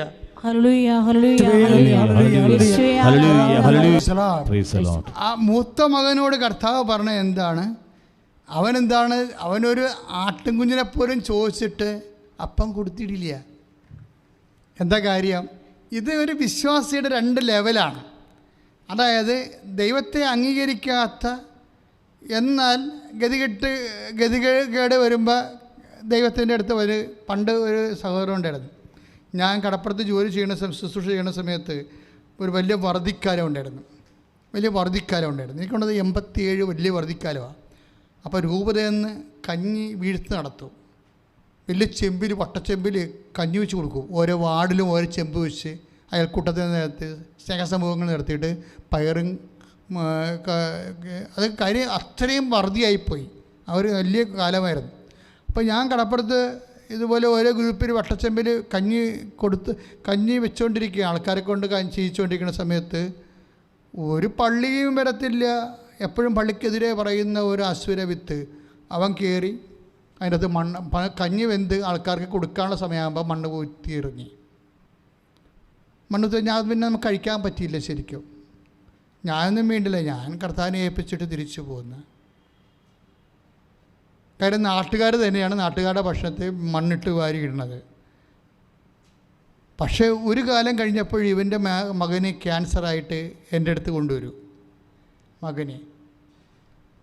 പക്ഷേ ആ കേസ് കർത്താവ് എടുത്തില്ല, അവൻ മരിച്ചുപോയി. അപ്പം ചില ഈ ധൂർത്തപുത്രന്മാരുടെയൊക്കെ വരുന്ന പ്രശ്നം ഇതാണ്. അതായത് ഒരു സമയത്ത് ദൈവത്തിനെ മറന്നവർ ജീവിക്കും. പിന്നെ ഇതുപോലെ എന്തെങ്കിലും മക്കൾക്ക് എന്തെങ്കിലും കേസൊക്കെ ഉണ്ടാകുന്ന സമയത്ത് അവർ കർത്താവിൻ്റെ അടുത്ത് വരും. ചിലപ്പോൾ ആ സാധനം എടുക്കും, ചിലപ്പോൾ എടുക്കത്തില്ല. പക്ഷേ ഇതേ സമയത്ത് തന്നെ എന്താണ്, ഒരു കഞ്ഞിന് മണ്ണ് വാരിയിടത്തില്ല, ഉള്ളത് ദാനവും ചെയ്യും, ദൈവത്തിന് വേണ്ടി ജീവിക്കും. അവൻ്റെ മകനെ ഒരു ജോലിക്ക് വേണ്ടി പ്രാർത്ഥിച്ചിട്ട് അത് കിട്ടിയിട്ടില്ല. അപ്പോൾ അവൻ തീർച്ചയായിട്ടും കർത്താവ് വരും, കർത്താവ് നിനക്ക് വേണ്ടിയാണല്ലോ ഞാൻ ജീവിച്ചത്, എൻ്റെ മകൻ്റെ ഒരു കാര്യം പറഞ്ഞപ്പോൾ നീ കണ്ണടച്ച് കളഞ്ഞല്ലോ എന്ന് നമുക്കൊരു പരിഭവം ദൈവത്തോട് തോന്നും. കാര്യം ഇത്തരം 2 മനുഷ്യരെ നമ്മൾ ഇടവകകളിൽ കാണുന്നുണ്ട്. ദൈവത്തിന് വേണ്ടാന്ന് നടക്കുന്ന ആൾക്കാർക്ക്, ദൈവത്തിനെതിരെയും സഭയ്ക്കെതിരെയും സംസാരിക്കുന്ന ആൾക്ക് ചില സമയത്ത് അച്ഛന്മാരുടെ കൂടെ സപ്പോർട്ട് കിട്ടുന്നത് നമുക്ക് കാണാം. ഇടവകയിലൊക്കെ നോക്കിക്കഴിയുമ്പോൾ അങ്ങനെ കാണും. കാര്യം അച്ഛന്മാർക്ക് വരുന്ന ആൾക്കാർക്കെല്ലാം ഈ ഓരോ ആൾക്കാരെയും പഠിക്കാൻ പറ്റത്തില്ല. അപ്പോൾ പഴയ അച്ഛന്മാരൊക്കെ കത്തിക്കുതും കൊണ്ടുവന്ന ആൾക്കാർ പുതിയ അച്ഛൻ്റെ അടുത്ത് പൂമാലയും കൊണ്ടുവരും.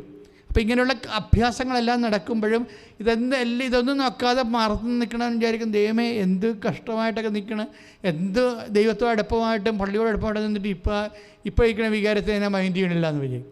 അച്ഛൻ വിചാരിക്കണ ഗുണ്ടകളെയൊക്കെ അച്ഛൻ പിടിച്ച് കൈയെടുത്തിരിക്കണമെന്ന്. അപ്പോൾ ഇതൊക്കെ നമുക്ക് മനസ്സിലാകാത്ത കുറേ കാര്യം നമ്മുടെ ജീവിതത്തിലുണ്ടാവും. അതാണ് മൂത്ത മകൻ പറയണത്.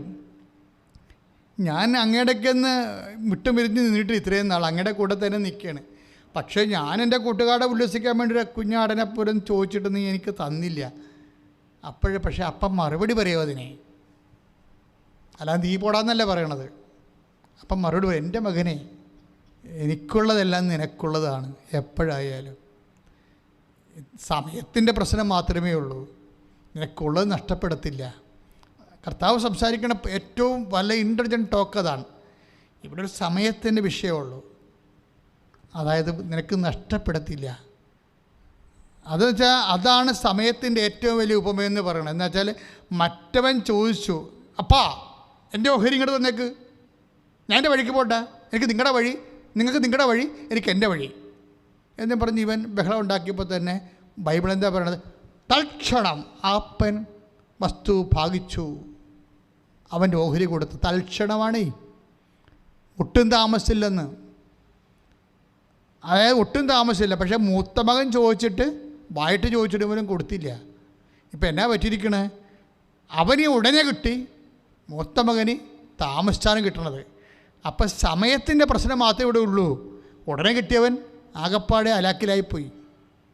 അനുഗ്രഹം ഉടനെ കിട്ടിയവനേ, കിട്ടാതിരുന്നവൻ ഇപ്പോഴും അപ്പൻ്റെ കൂടെ ഉണ്ട്. ഇപ്പം അപ്പൻ എന്താ പറയണത്? എനിക്കുള്ളതെല്ലാം നിനക്കുള്ളതാണെന്ന്. ഒരിക്കലും ദൈവവുമായിട്ട് നിങ്ങൾ ബാർഗെയിൻ ചെയ്യരുത്, പണി കിട്ടും. കാര്യം കർത്താവ് ചിന്തിക്കാതെയും ആലോചിക്കാതെയും ഒന്നും ചെയ്യത്തില്ല. കാര്യം ദൈവത്തിനെ സംബന്ധിച്ചിടത്തോളം ഇവിടുത്തെ 70 കൊല്ലത്തെ ജീവിതം അത്ര വലിയ വിഷയമല്ല. അതാണ് പ്രശ്നം. നിത്യത വരെയുള്ള ജീവിതത്തെക്കുറിച്ച് കണക്കാക്കിയിട്ട് ഈ നിത്യത നമുക്ക് കിട്ടുന്നില്ല എങ്കിലും ഇവിടെ നമ്മൾ അടിച്ചുപൊളിച്ച് ജീവിച്ചെന്ന് പറഞ്ഞിട്ടും എത്രയോ പേര് ഇവിടെ അടിച്ചുപൊളിച്ച് ജീവിച്ചു, വല്ല കഥയുണ്ടാകും. ഇവിടെ അഭ്യാസം കാണിച്ചിട്ടുള്ള ആരെങ്കിലും രക്ഷപ്പെട്ടിട്ടുണ്ടോ? അഭ്യാസം കാണിച്ചിട്ടുള്ളവർ ഒരു ടൈം കഴിയുമ്പോൾ എല്ലാം കട്ടയും പുടവും മടക്കി ആർക്കും വേണ്ടാത്ത അവസ്ഥയിൽ മാറണ കാണാം. ചിലപ്പോൾ വലിയ ആദരവോടുകൂടിയൊക്കെ ആയിരിക്കും ചിലപ്പോൾ കേരള സമൂഹം തന്നെ അവരെ കാണുകയും അവരുടെ ശവസംസ്കാരത്തെ പങ്കെടുക്കുന്നത്. പിന്നെ അത് പട്ടിയാൻ നോക്കണത് ആരും ഗവനിക്കത്തില്ല. ദൈവത്തിനെ വേണ്ടാതെ ജീവിച്ചവൻ, മനുഷ്യൻ്റെ വാക്കിന് വലിയ വില കൊടുത്ത് ജീവിച്ചവനെ സംബന്ധിച്ചിടത്തോളം അവന് വില കൊടുത്ത മനുഷ്യർ നാളെ മരിച്ചു പോകുമ്പോൾ പിന്നെ അവന് വില കൊടുക്കാൻ ആരും ഉണ്ടാകത്തില്ല. പക്ഷെ ദൈവത്തിന് വില കൊടുത്ത് ജീവിക്കുന്നവൻ നിത്യത വരെ വിലയുള്ളവനായിട്ട് ജീവിക്കും. അതാണ് വിശ്വാസത്തിൻ്റെ മഹിമ. ശ്രുതിക്കട്ടെ. ഹല്ലേലൂയ. പ്രിയമുള്ളവരെ, എല്ലാവരും എഴുന്നേൽക്കുക. കർത്താവ് വചനം നൽകി നമ്മളെ ധന്യമാക്കി. ഇതുപോലെ നിങ്ങളുടെ ജീവിത മണ്ഡലങ്ങളെ കർത്താവ് ഇപ്പോൾ സ്പർശിക്കാൻ പോവുകയാണ്.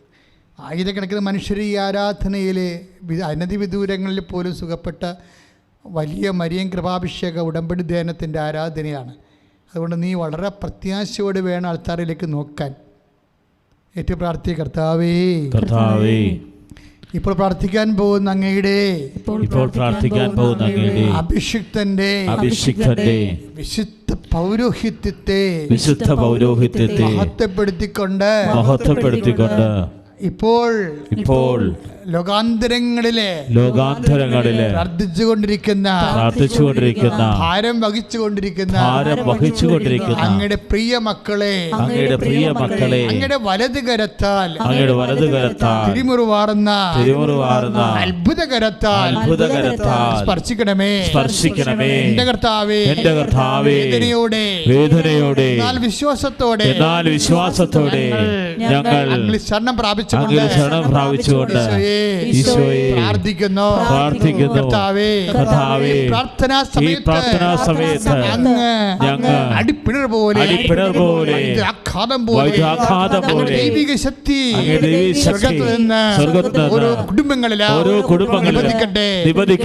രോഗികളിലെ കർത്താവിന്റെ ശക്തി ഇറങ്ങട്ടെ. കർത്താവേ, സമാധാനമില്ലാത്തവരെ, സാമ്പത്തിക കടമുള്ളവരെ, മക്കളില്ലാത്തവരെ, താമസിക്കുന്നവരെ, വീടില്ലാത്തവരെ,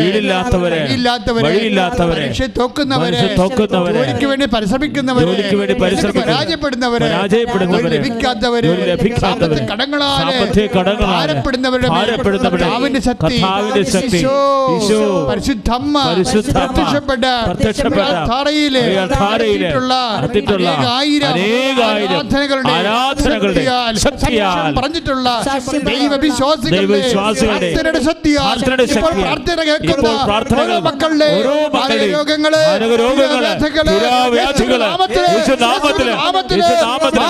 മാറിപ്പോകട്ടെ.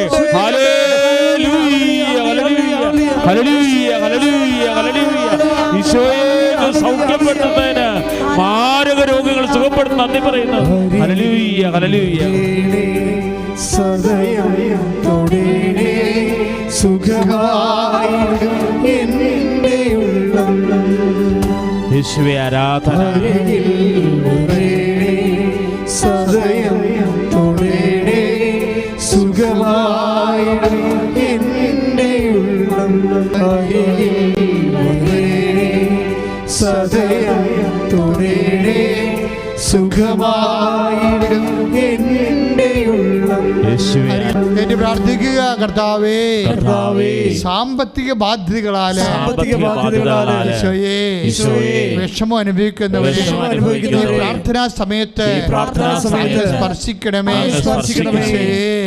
പലതരത്തിലുള്ള സാമ്പത്തിക വാങ്ങലുകളിലെ അങ്ങ് കക്ഷി ചേരണമേ. അങ്ങയുടെ സാന്നിധ്യത്താൽ സാന്ത്വനപ്പെടുത്തണമേ. മക്കള് ഞങ്ങളുടെ കണ്ണുവെട്ടത്തില്ലാത്ത മക്കള്, കണ്ണുവെട്ടത്തിലുള്ള മക്കള്, പലതരത്തിലുള്ള പൈശാചിക തിന്മയുടെ ബന്ധനങ്ങളിലും അകപ്പെട്ടിരിക്കുന്നവരുടെ കർത്താവിന്റെ ശക്തി ഇറങ്ങട്ടെ. യേശുവിന്റെ നാമത്തിൽ തടസ്സങ്ങള് മാറിപ്പോകട്ടെ.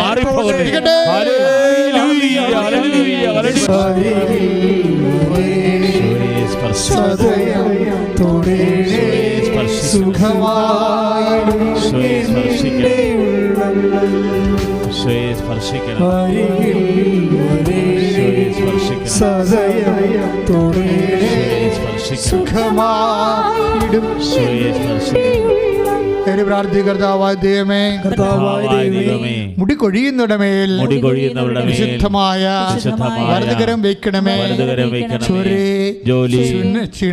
കർത്താവേ, ത്വക്ക് രോഗങ്ങളുടെ മേൽ വിശുദ്ധ രക്തത്താൽ കാല് മുതൽ ഉച്ചവരെ കഴുകണമേ.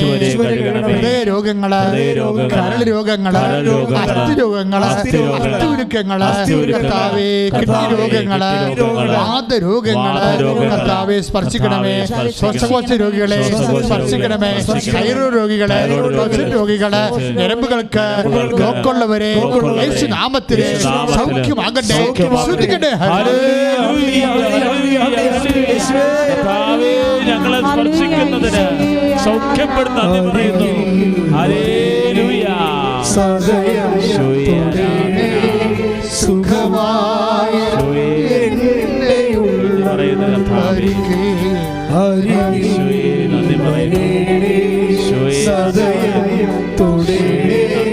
സുഖമായ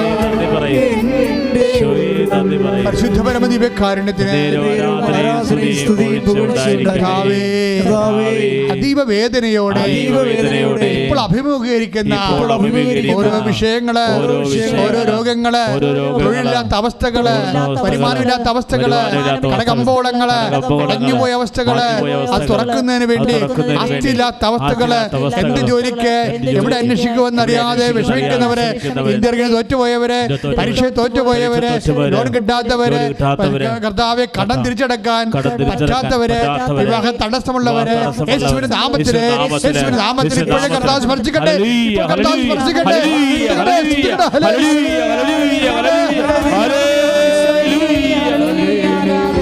ആരാധന.